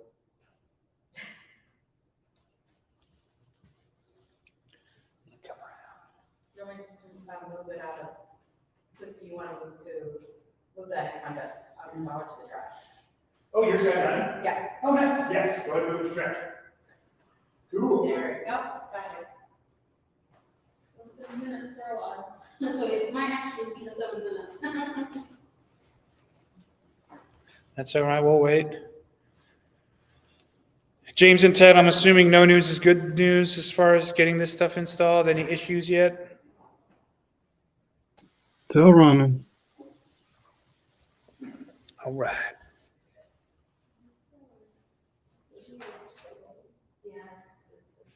I can hear that. I was going to say, I saw the files going. Yeah. So it's at least moving.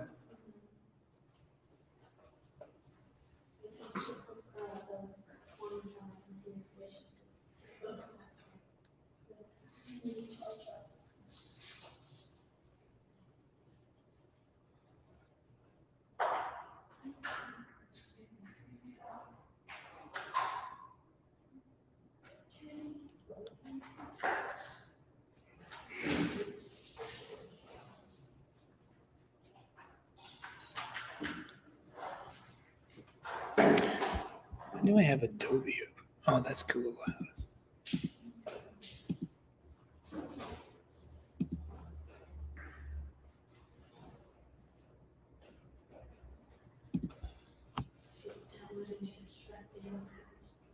That's good. Nice. Still going? Yeah, still says less than a minute. As long as we're in my life. Yeah, that's why I think it's gonna be 7 minutes instead of. Like me, I was like, well, we're just gonna say 7 minutes. Yeah. And then keep it at 1 for the next one.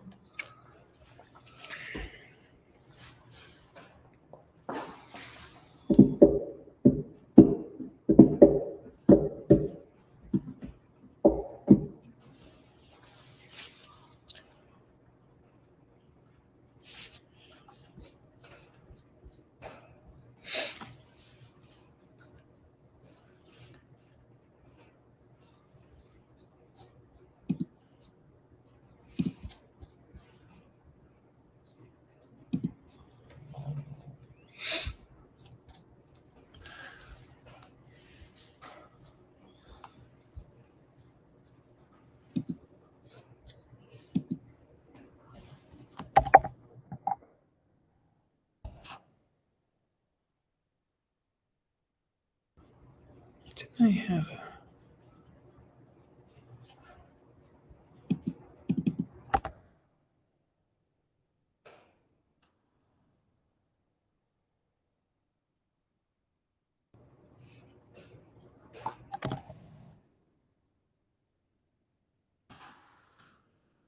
There it is.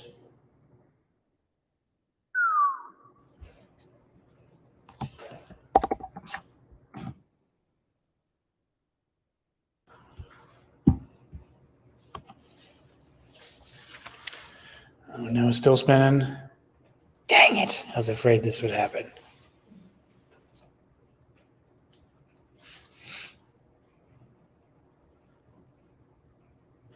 Anna, you're still going too? Yeah. It's at least moving? Yeah. Okay. I'm assuming these Thursdays are going to be around different machines. I think that's still waiting to. Should have done this at that way. Sorry, guys.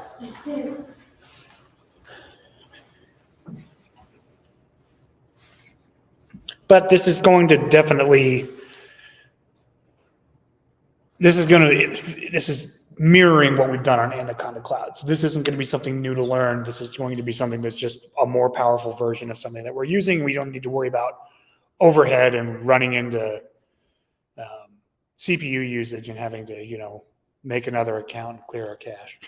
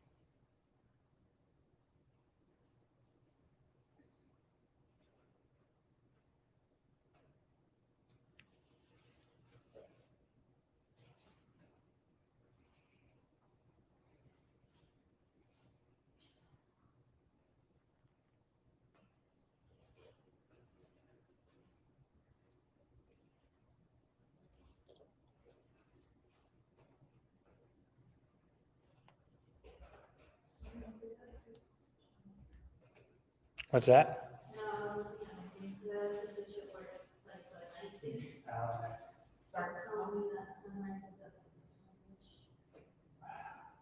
That's weird. Yeah, it's longer than 7 minutes, huh? Oh, my phone. Oh, what is it? Nice.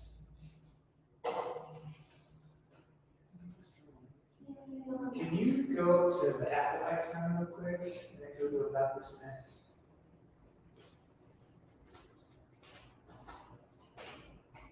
Okay. Okay, it's chugging. I think it might just take a minute, but it'll go.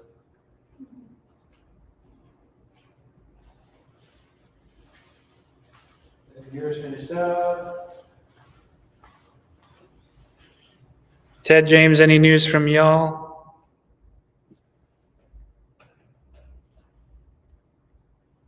I think mine finished installing.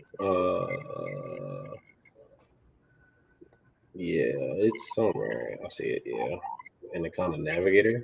That's the one we're looking for. Yep. It took a while. Yeah, it's taking about 10, 15 minutes, looks like, for everybody.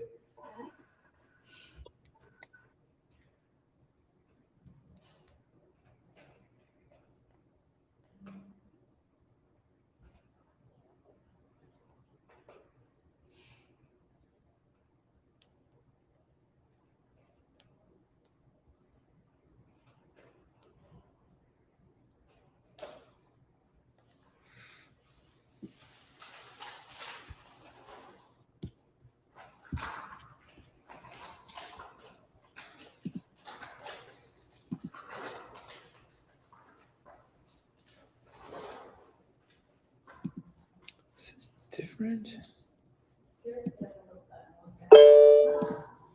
Bling.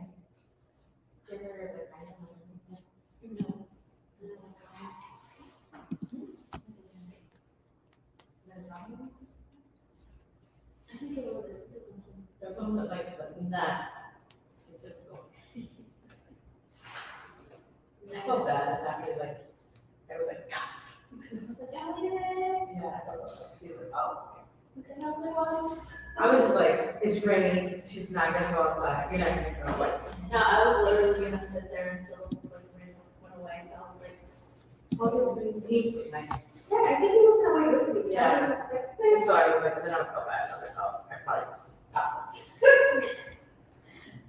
This is like, oh, my bad. he was telling me about like, what was he doing?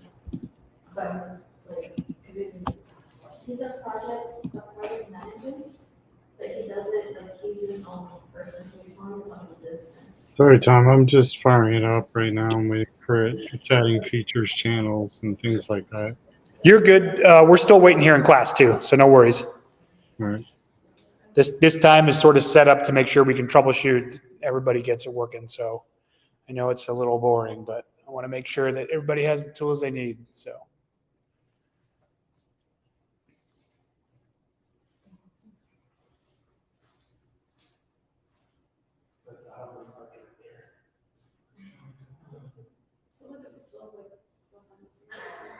I always like to put my mouse like right on the pixel of where it is, so that if it moves a little bit, I go, oh, it's not moving.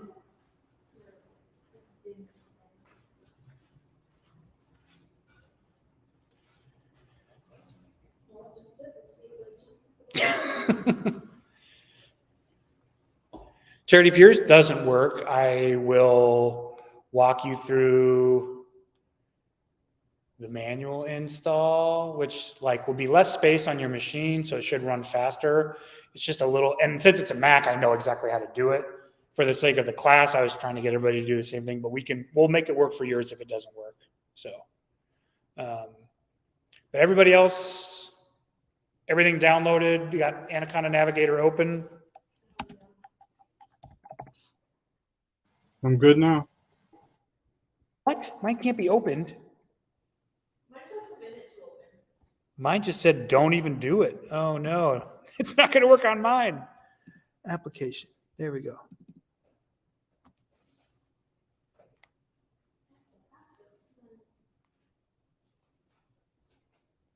Better not be. Yep, should be the little circle. And then you should see something like this.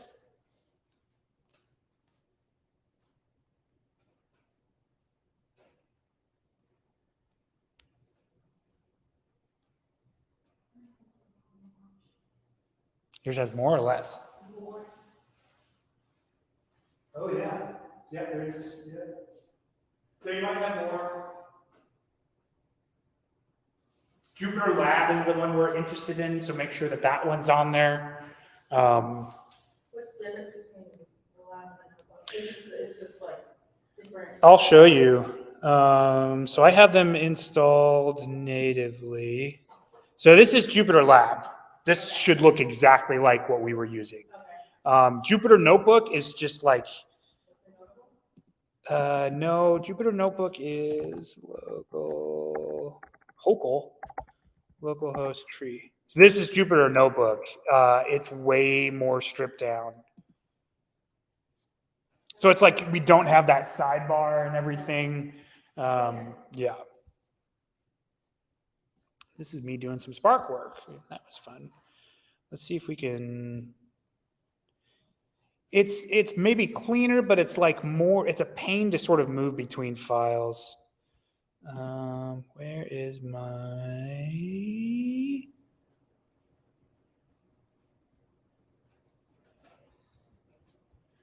Is it not in here?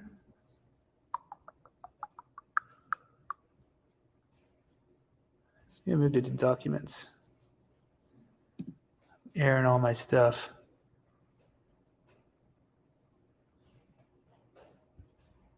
Is it in Kit? No, it's not.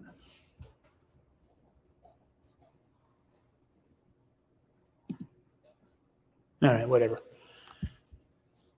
Back to this.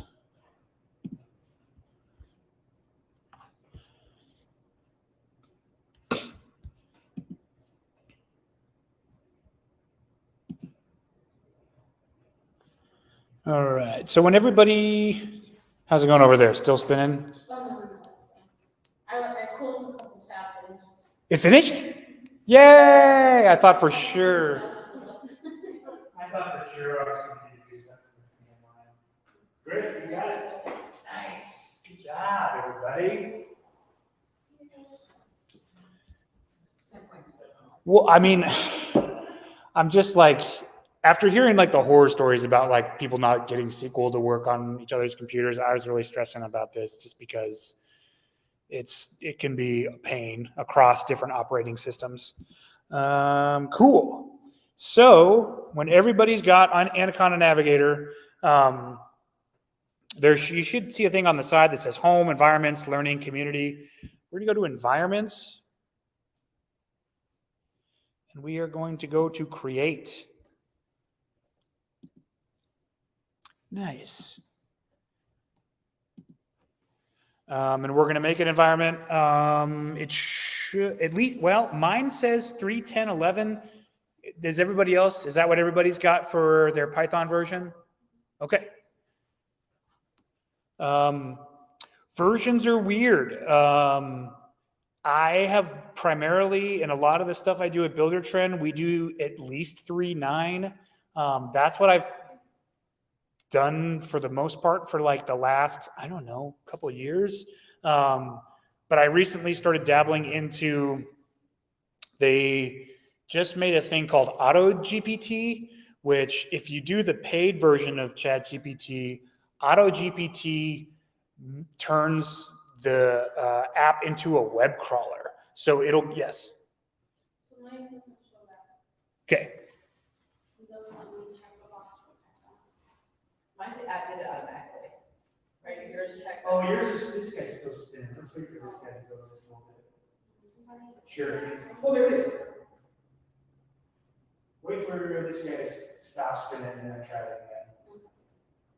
It had an equal button, but first and last one, I didn't know. Really? Huh. But anywho, trying to Auto GPT is cool. Google that if you're interested. It's like 2 weeks old. But like it will go and read Like for instance, if you're like, I want the best Bluetooth sunglasses that are on the market right now, it'll go and like read all the websites and all the things, and it'll provide you a summary. Like it's actually insane. Yeah, I'm still trying to figure out. Like Travago and like. it kind of is. But especially if you have access to GPT-4, which is the newest one, like it is very, if you prompt it properly, it is very, very, very useful. I know people are worried it's going to take jobs. I don't know. Somebody recently was telling me, aren't you worried about AI? Like since somebody made a Weekend song out of AI and like it blew up. And so then the Weekend sued the guy that made it. Yeah, it's bizarre. Something where I think it was the co-founder or the AI. The Google guy? Yeah. He's like super advocating about like the horrors that can happen with AI. Oh, the guy that was with Google. Yeah. Yes. Yeah. Mhm. Not listening to what he has to say. Right. So they're trying to be responsible for it, but like you're not really. Well, yeah, the fact that a lot of it is so open source means that anyone can use it, even creeps, and so that is bad in and of itself. But I mean, a similar parallel that people draw is like when the camera was put out, painters were like, we won't have a job anymore. So then it was like sort of on the painter to sort of pivot to do something that the camera couldn't do. So I have a feeling that we will see that occur similarly across these sort of realms where AI is taking over. There's always something a human can do. Well, I know I was just watching TikTok, about how there's an AI machine or something going on where they're calling parents and it sounds like the child's voice. Yeah. Kidnapper say like I have your child, but it's really AI doing this. So there's this scam going on right now. And so like, yeah. The AI, yeah. So something's going on where. So I know initially when they were doing that stuff, they would just have people acting like it, but it's kind of hard to do that. So like the way that they can do voice replacement now, it's not necessarily just a recording of like a child. They can actually speak like them, and if they have any, yeah. So it's you're not wrong. It's terrifying. So. Actually, a good example I have, so you guys want to work at bank, there's this older guy, he came in first to take out for like 20,000 in cash. Catfish. And I told him, you know, like, hey, I tried, because I knew, like, you know, especially when old people taking that money. Yep. Cash. Then he came again, the next day to take about the same amount, and I tried to stop him, he was just like, no, it's a family emergency, blah, blah, blah, blah. So then the third day he came in, and he was just like, I should have listened to you. And he said, he's like, oh, but it was so real. He said he got a phone call that said his son, it was weird because he said his son was an alcoholic before, and then his son stopped drinking. But he got this call that said like, his son drank, and like he was so frustrated. He drank, then he got in the car, he hit a pregnant lady, the lady's in the hospital, he needed to send, you know, 40,000 or 50,000 in order for the son to be released from prison. Right. For the wife, for the lady not to press charges. And the call sounded just like his son. And that's why he was like, I'm not letting you stop, I'm gonna take that cash. But the trick is, they had him go to like some random ATM and deposit for all the cash. And they're not able to like trace it. So we had to file a police report. The bank's not. Holy moly. But he lost a lot of money, and his wife was so upset about it. But I was just like. With new technology comes new crimes. Yeah. I'm like, that's scary. Yeah. Phone call and that person saw Yeah. Yep.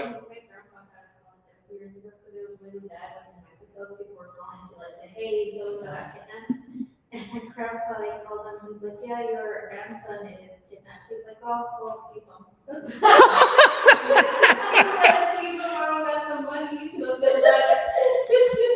That's good. Sorry, back to it. So, no, that's all. This is all relevant stuff. Not doing that. Really? Yeah, I closed it out and started another one still.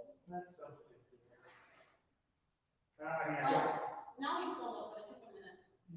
I guess I gotta. Never fails.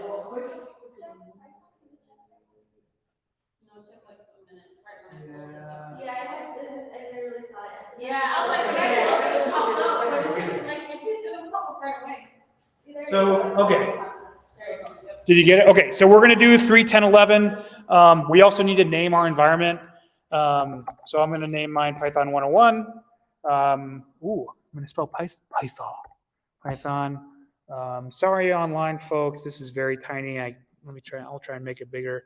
We're not going to install R because it's academic only. No, I don't know. And then we're going to go to create. So when we were going through the homework, the first one that was on there that I did for you guys was the pip install. Were you raising your hand? No. Okay. With Anaconda Navigator, we can install everything. This is sort of what I was talking about earlier, where you can check to see what's installed right here. So let me see if I really wish I could make this bigger. Let me try a couple of tricks here. No tricks, 0 tricks. So these are everything that are installed. We have OpenSSL, pip, readline, SQLite. What we don't see on here is pandas, and that's one that we want. So yeah, where's the installed? Not installed. Search packages. So if we're on install, this is everything that we have. So if we want to install pandas, we can search for it. And it's not installed, but it's not going to show up. So let's go with not installed. And then we do pandas. And now, again, remember when we looked at pandas on like their documentation and we saw that 300 million people downloaded it? Not only are there, that many people using it, these are all the pandas adjacent packages. So these are packages that use pandas as a backend, or they import it to do different things. There's pandas SQL. There's all these different, just tons. So like if I were to, so I don't know if you can see, it says pandas, okay, mine's different. Oh, geopandas. That's Yes. right. So there's 2 geopandas and the description is the same. Except for, so up a little bit, there's 2 geopandas. One says base. Yeah, one has dash base, the other one doesn't. But the description are both the same. Yeah. And the versions are all both the same. You are not wrong. So That then, I- if I were to, do this on my own, Mhm. what would be like the recommendation for that? Yeah, which one would you pick? Because I'm literally going to Google it.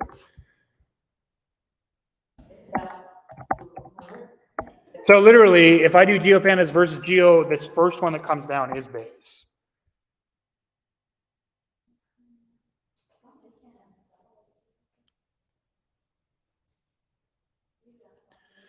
You always have to use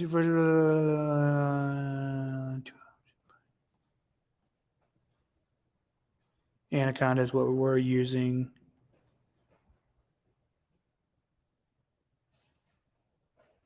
This actually is not the question that we want.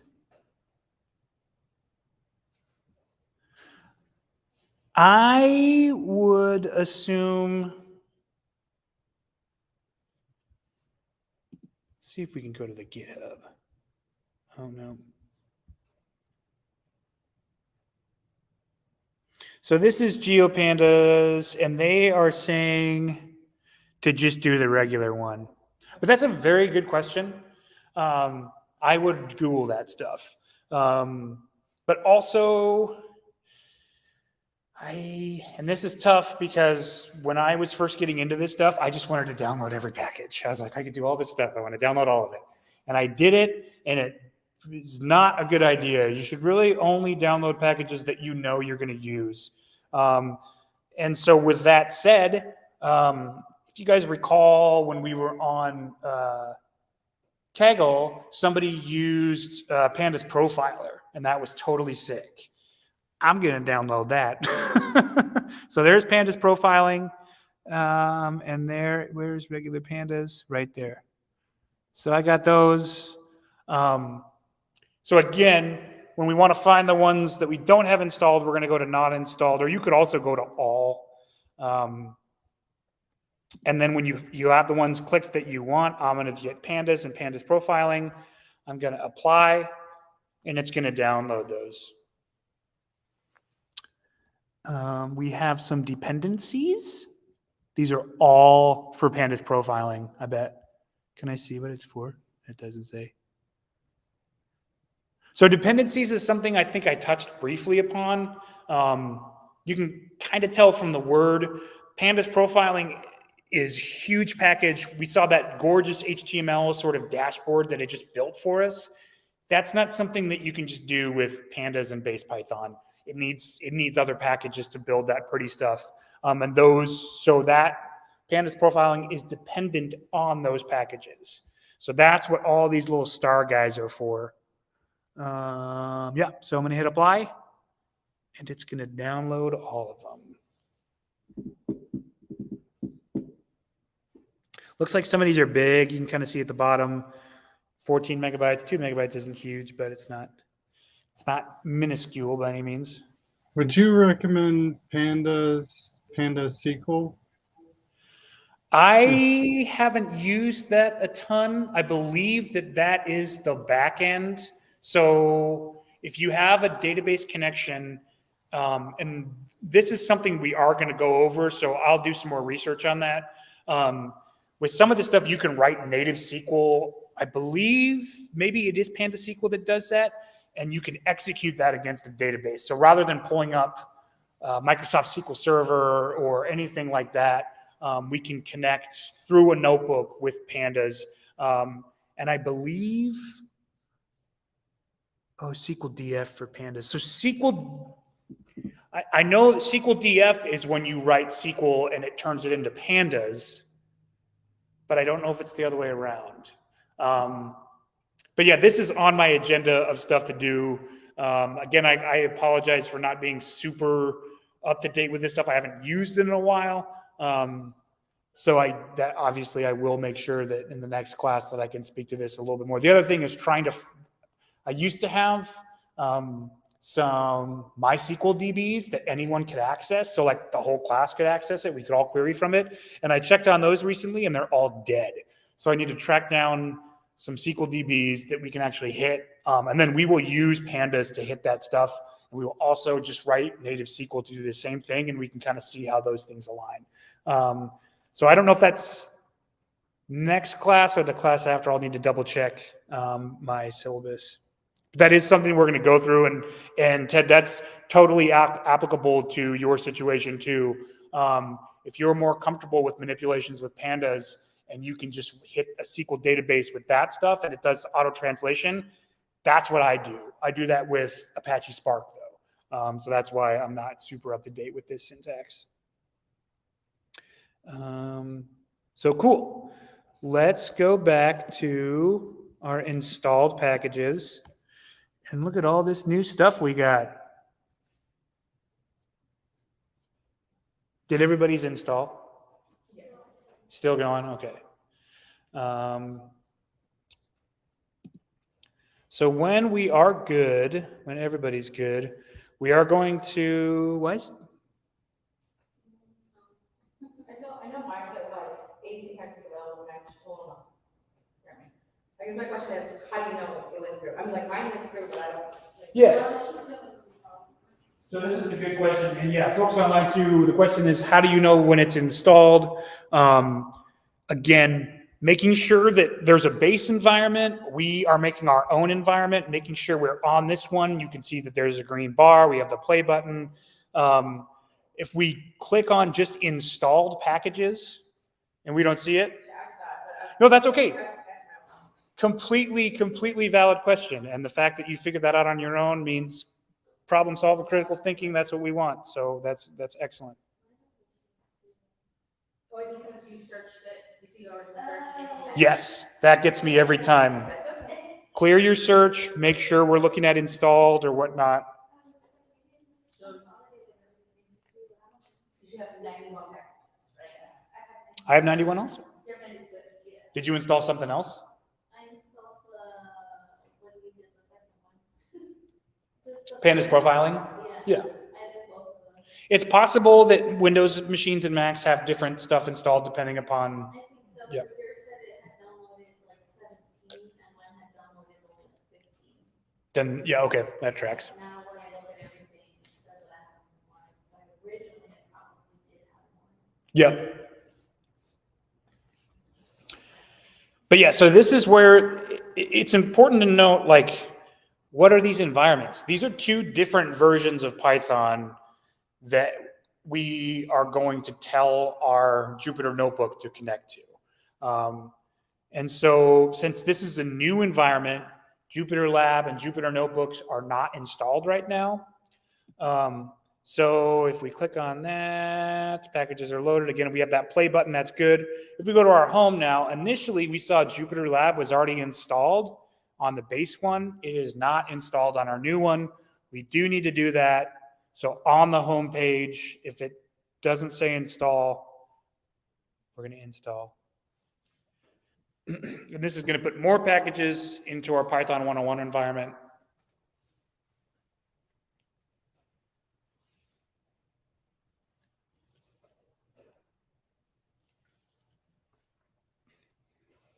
Just Jupyter Lab, right? Yeah, Jupyter Lab, and it should install Jupyter Notebook. When it's done, you should see both Notebook and Lab have a launch function.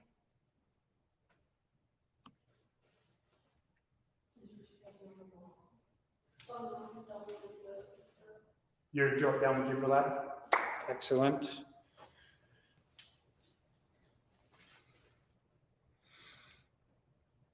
And so, again, back to first day of class, we talked about IDEs, and I mentioned Spider is one of them.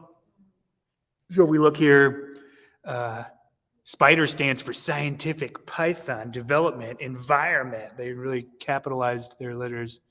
So this is an IDE, more akin to writing Python for applications and stuff like that, more software engineering and stuff like that.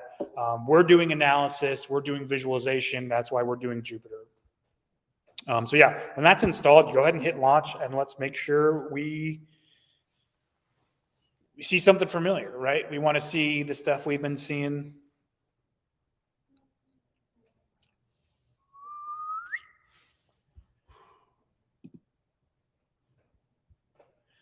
So I already have a version of Jupyter going, so mine's just launched my regular one. Your guys' should look different, hopefully. Yeah, that should look familiar, right? Similarly, yours is still going. Okay, no, you're good. That's all right. At least it's going. And yours is up. Great. Folks online, you should see. Did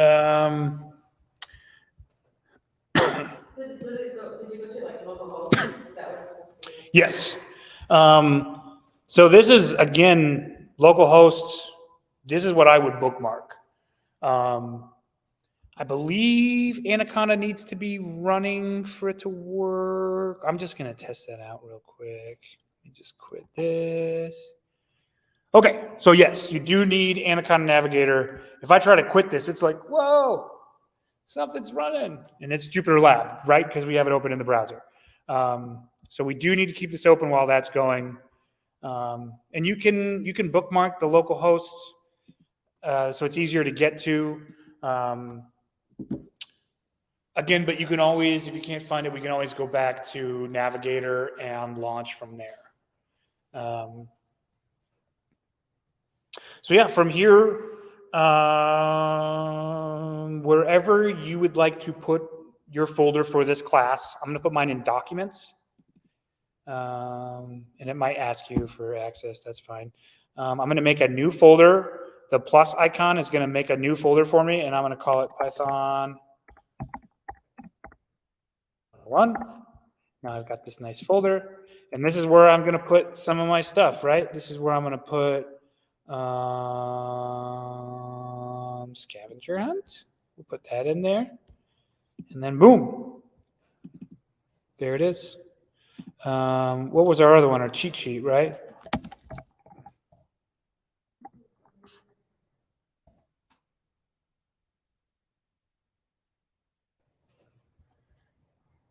Okay, so we will need to get it.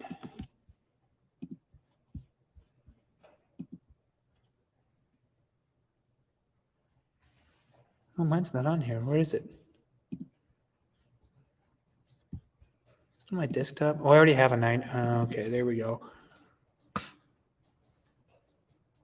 I already have a Python 101 folder. I forgot about it. Whoops. Mine is on my desktop.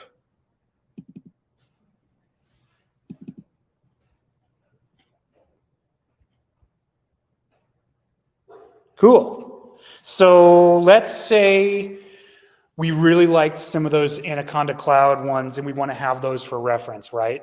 I'm going to go over, actually, let me open this in the proper space. There we go. Okay. I'm going to go to Anaconda Cloud. If I still have it open. Now it gets tricky. Where's Anaconda Cloud? We're just going to go here and do it.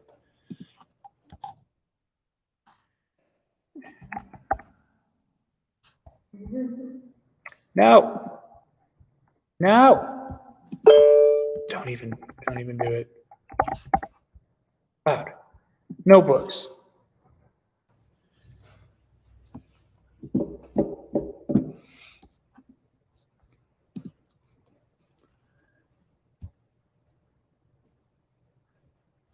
See if I can just pull this into my downloads folder. Let's see what happens. It says, no way, Jose. That's fine. I want this one. I want pandas. I want wrangling. And you want us to do the same? If you want to, I'm just saying, like, and similarly with anything on Kaggle, we can do the same thing. We can download all of these and put them into whatever folder that we have. Oop.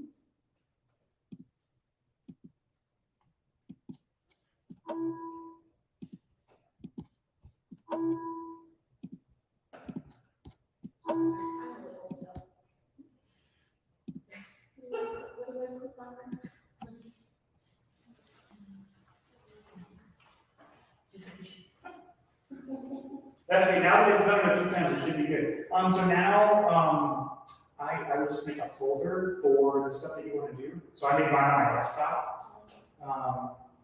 So if you double click desktop, no, where it says desktop, Oh. and say yes, and I do the same thing. And then click the folder plus button.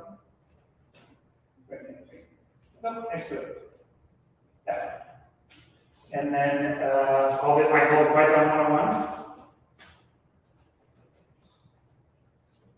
And then enter. And then you can just click Python 3 notebook. And you've done it. So yeah, so within, and yours is outside of that right now. So you can, if you want to, you can just pull that and put it in there. Yep. And then double click that. And there's your rule. So if you want to, like, I was just suggesting, the notebooks that I've supplied the class with so far are the cheat sheet. Let's make sure, and this stuff might not run. I don't know if sklearn is installed.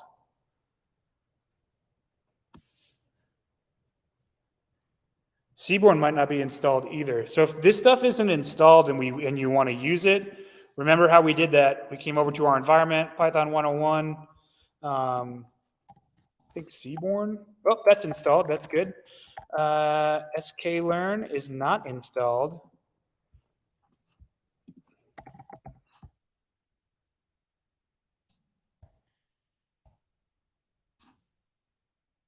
So I'll probably see that. Yep, sklearn is not installed. So not installed. Why is it not there? There it is.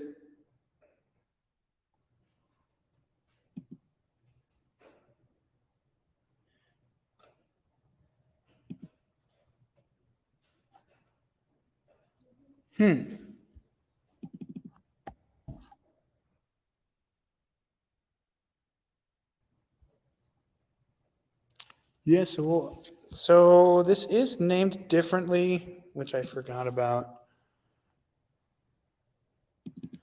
Let me double check this real quick.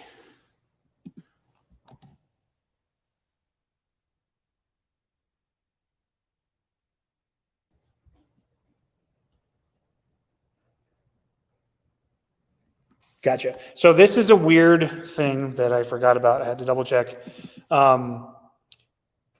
sklearn stands for scikit-learn. So when we want to download this one, we do, I keep messing it up.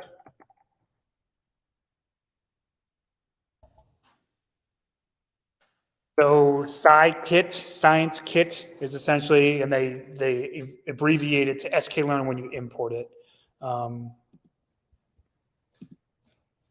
This is this again, scikit-learn is a absolutely massive, as many downloads as, sorry, could you not see that? Do you want me to? I'll put it in the chat because it's tiny, I know.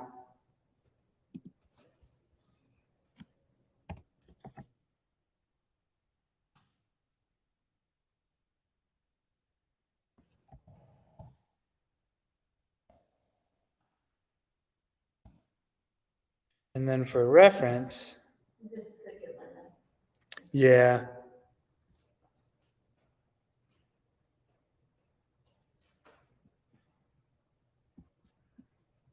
How do you say it again? Scikit. So like science, yep. And I'm going to post this in the chat for anybody that's like, that's dumb, because I kind of agree. There's a Stack Overflow of why it's named the way that it is. Well, the deeper you get into Python, the more opinions you find. People are very opinionated about it. But cool. So I've just installed that. So let's go back to here. I might need to restart my kernel. Remember, we saw that when we did geocode, right? It's the same thing we want to do here. We've installed the package, but the kernel's running. So the package is sort of like waiting to get in, right? So when we restart it, the package can get in. And so that's exactly what we've done. So we're going to run this again.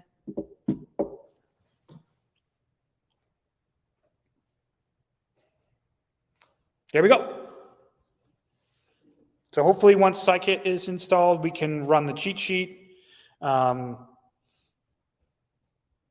I tried to go on my local host. Sure. I look at current kernel, but it's not. That's interesting. Can you go to your navigator real quick?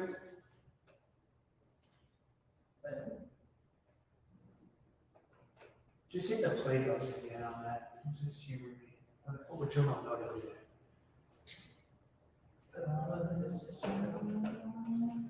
Should be working.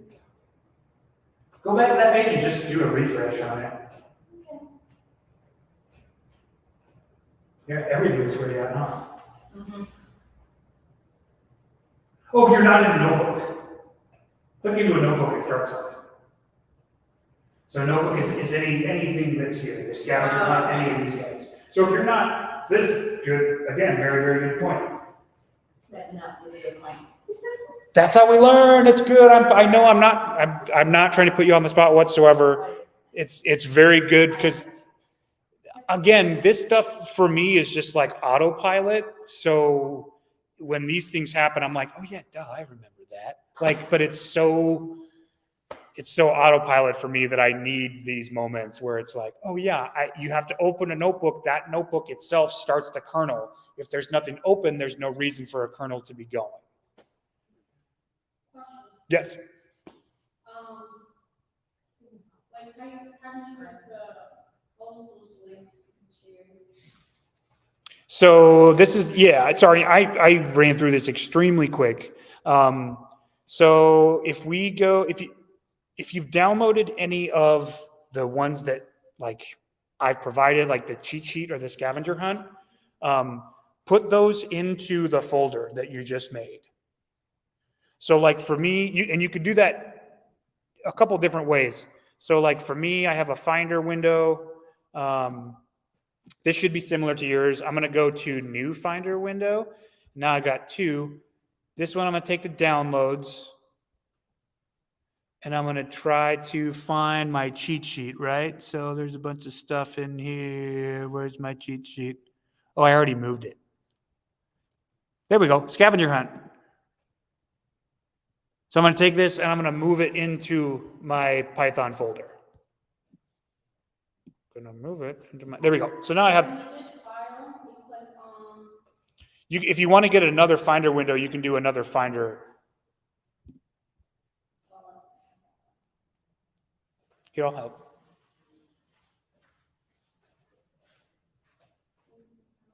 Yeah, so new window. oh, okay. Sorry. Finder, I can't find it. Oh, so you are, and hold on, forget that. When you want to go to the Finder, click your guy, Oh, happy just face. click on Finder. Yep. And then, so go to downloads. See if you download. Oh yeah, there it is. Python cheat sheet. If you just grab one of those and put it in this file, it should just add it. Yep, same with scavenger hunt. And now they're there. Now you just double click on them.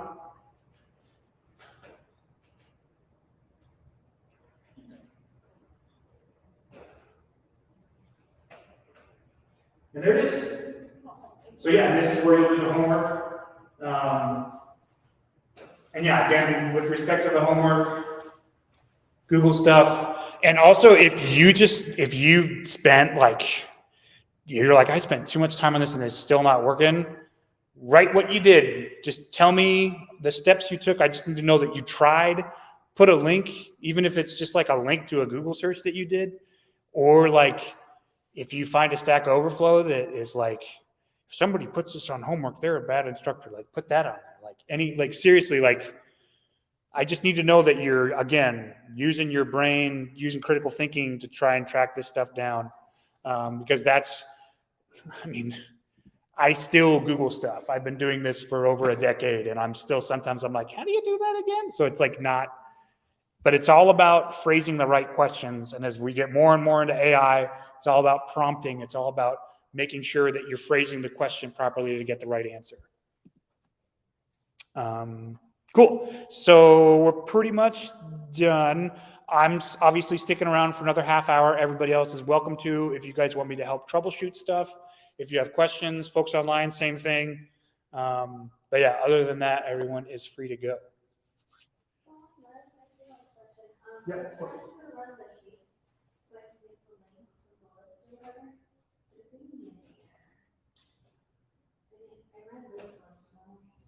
So built-in function to find the length of the list. Yeah, so I'll run through this one a little bit because we have not talked about this, or we talked about it on the first day.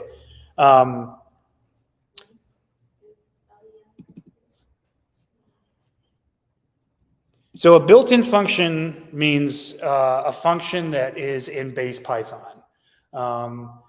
And so we have a few things to do that. So like, for instance, one function is list. So if we write list, parentheses, 1, 2, 3, and execute that, of course I messed it up. So let's just do, my kernel not going? Yeah, okay. So this is how we define a list. So what do you just intuitively, what do you think the length of this list is? 3. So is there a base Python function that will find the length of that list? The answer is yes. And so just for funsies, I'm going to go through what I would do if this was on an assignment I didn't know. I'm going to say find length of list in Python. And we get some stuff. So even if we don't click on this, we can see ln parentheses That makes sense, right? Let's maybe give that a go. So I'll delete that. And so let's go.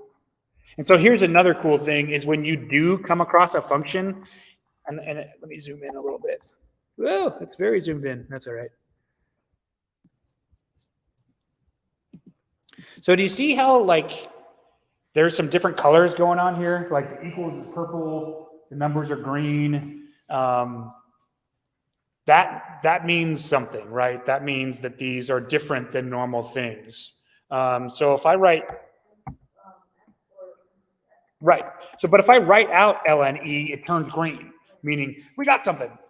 And so also, if I'm thinking, if I didn't want to Google and I was like, I'm going to figure this out on my own, what could length be? I might write L and hit tab. And now I've got a list of stuff. And so let's say I'm like, oh, len makes sense. All this other stuff says magic. I don't know what that means. So I might go question mark. This gives me object, return the number of items in a container. Right.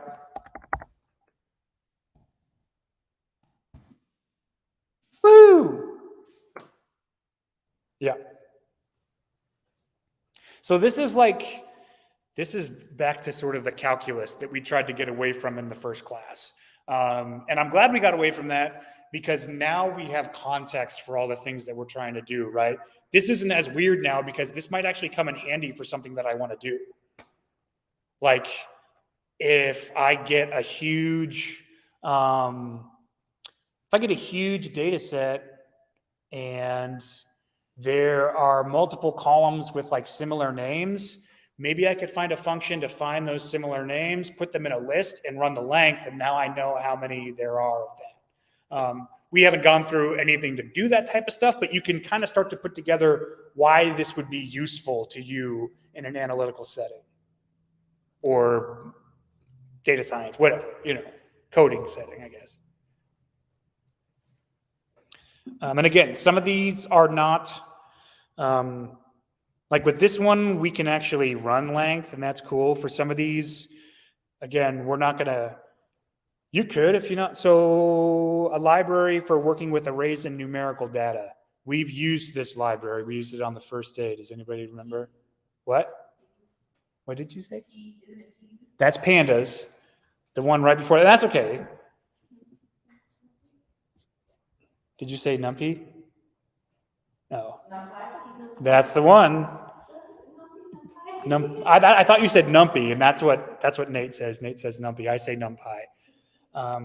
But yeah, so I'm giving all the answers now. So I will stop here. But you could just write NumPy here if you wanted to, or if you wanted to be super cool, you could say import NumPy as NP.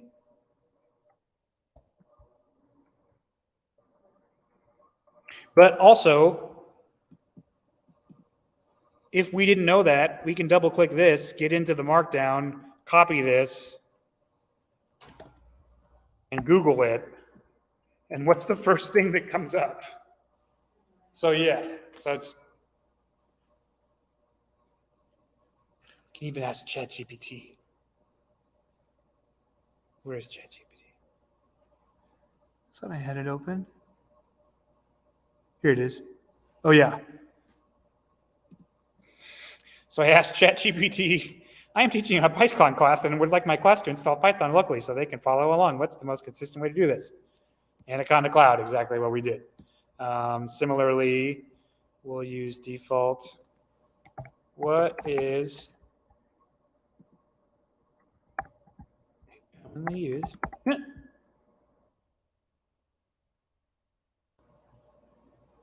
Wow. So yeah, you could even, now you could take this stuff and run it in there if you wanted to as well. So feel free to run with this stuff and go down rabbit holes. And again, if something doesn't make sense and you can't figure it out, tell me. That I'll still give you full credit as long as I know that you tried.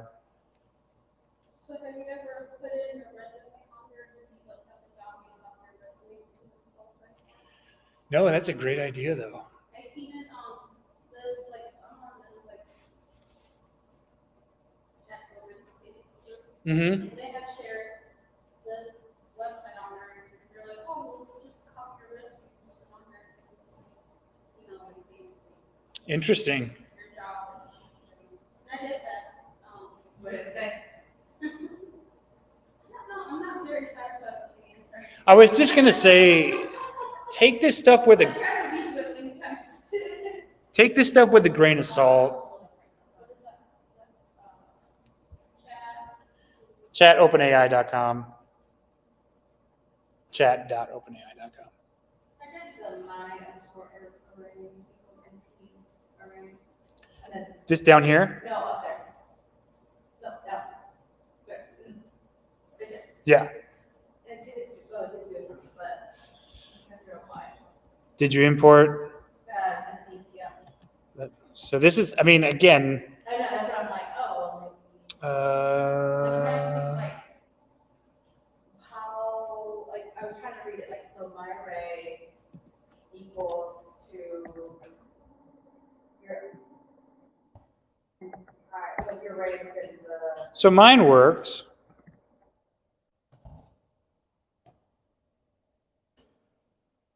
modules name, You not import NumPy? you mean on my navigator?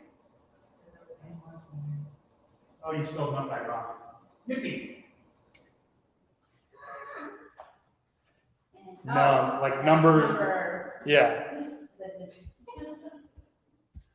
Always look at grammar and lawyer. Got it. And then, yeah, we do grants. James and Ted, I thought I heard somebody come off mute. Do you guys have any questions on anything? No, just follow along. Great. The other thing to keep in mind when we're running notebooks is things run in sequential order. And so if you're kind of running random chunks before other ones, you might get different output depending upon what's in your environment. So that can get a little tricky. Again, that's why for me, if I'm trying to reproduce something and make sure it works perfectly, I'm going to highlight the one that I want to run. And I believe if you just click that down arrow, did that do it? It'll run everything prior. Oh no, that just moves cell down. I'm an idiot. There's a command to run all above selected cell. So the cell I have selected is this one.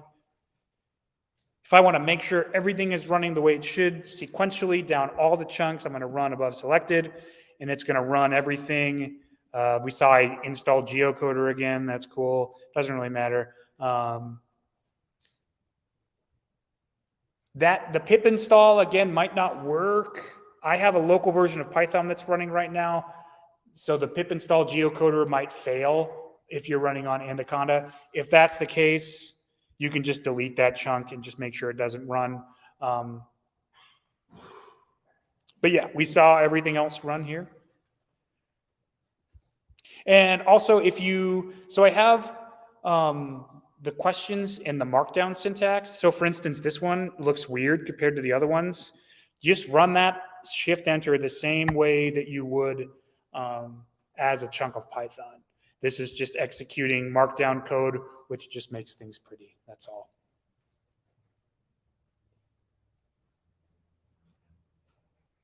Okay, feel free to keep working. I'm going to run to the bathroom real quick.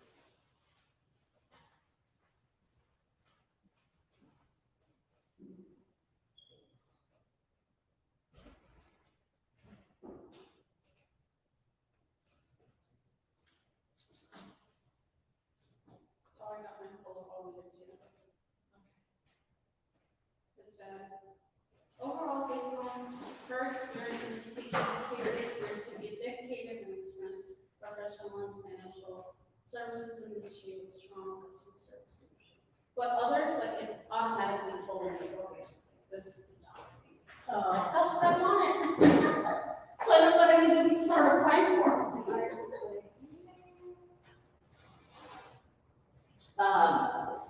The person that I talked to, she said, look up for junior data analyst as like, because we consider like entry level, What was it? Actually, Junior? yeah, I was gonna say. Junior analyst? Yeah. Data analyst. So as long as that's junior or like associate, right? Because associate's like low. She never said anything. I know, mind you, this is like a conversation. She told me to also do data engineer and then BI analyst as well for me. But again, that was part of my conversation that I had with her. She's a senior data engineer. And so the more she were talking, she was like, yeah, you should do more, like, yeah.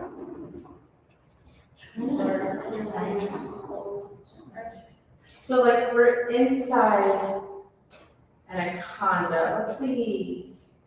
I'm trying to figure out. Like I'm trying to actually read my my CSV, and it's not. We're not on pandas, so it can't be pandas. Uh-oh. I'm trying to. Some red. I'm trying to read the. It's not pandas, right? Like, and I'm trying to. Like I know there's something in here.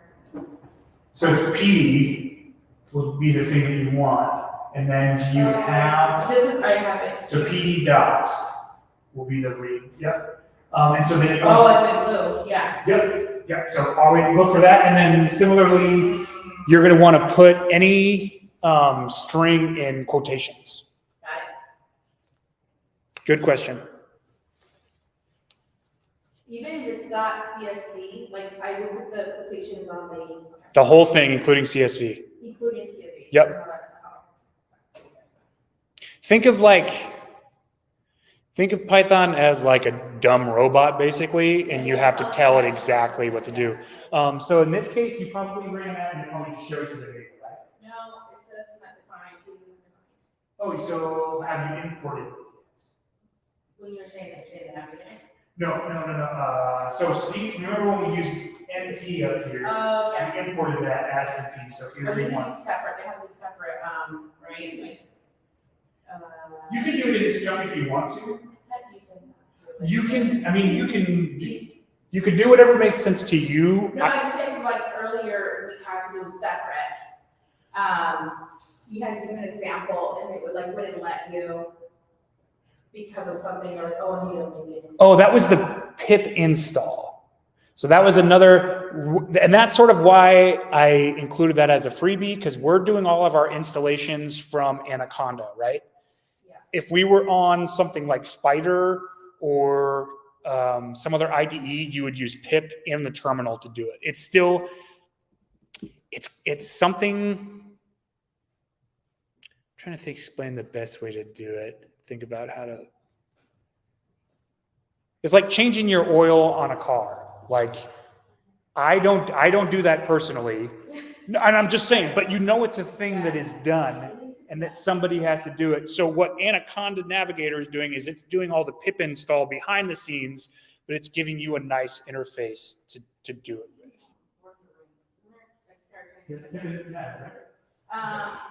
So did you run on that? I did it with capital SP and it said no.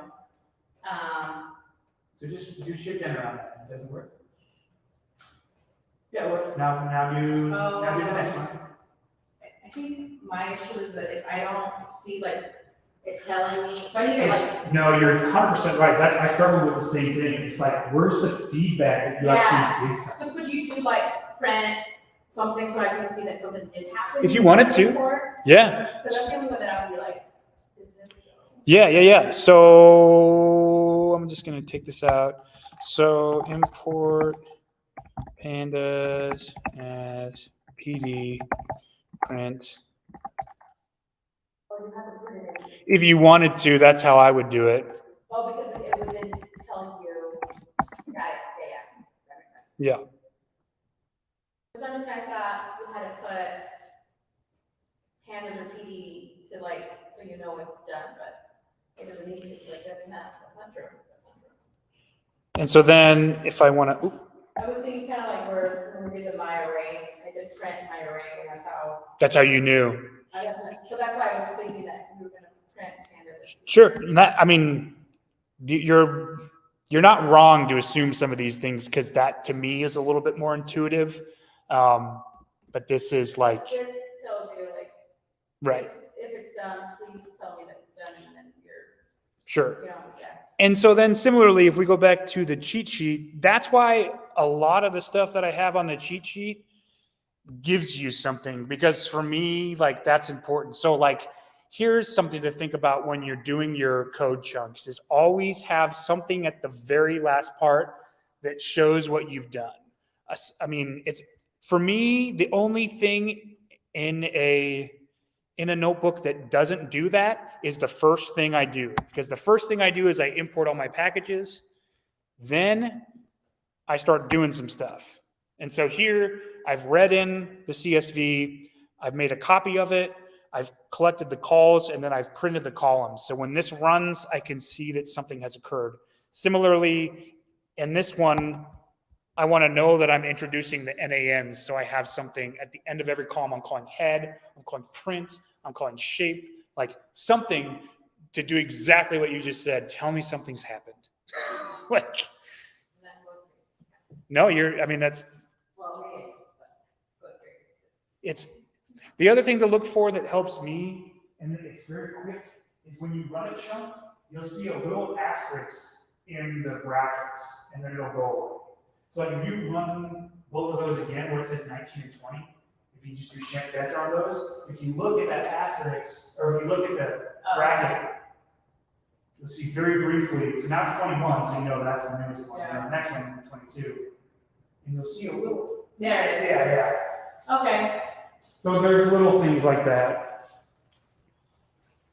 So you're saying once we're done with this, save the, file and send it to you? Yeah, and these pretty much save on their own pretty constantly. I was gonna ask, is, like, if we were to, like, if I was to shut down, let's say, and then I'll start tomorrow, like, it would stay where it's at, doesn't even restart it. Sure. So if we look right here, last modified a minute ago, that's because you ran a chunk.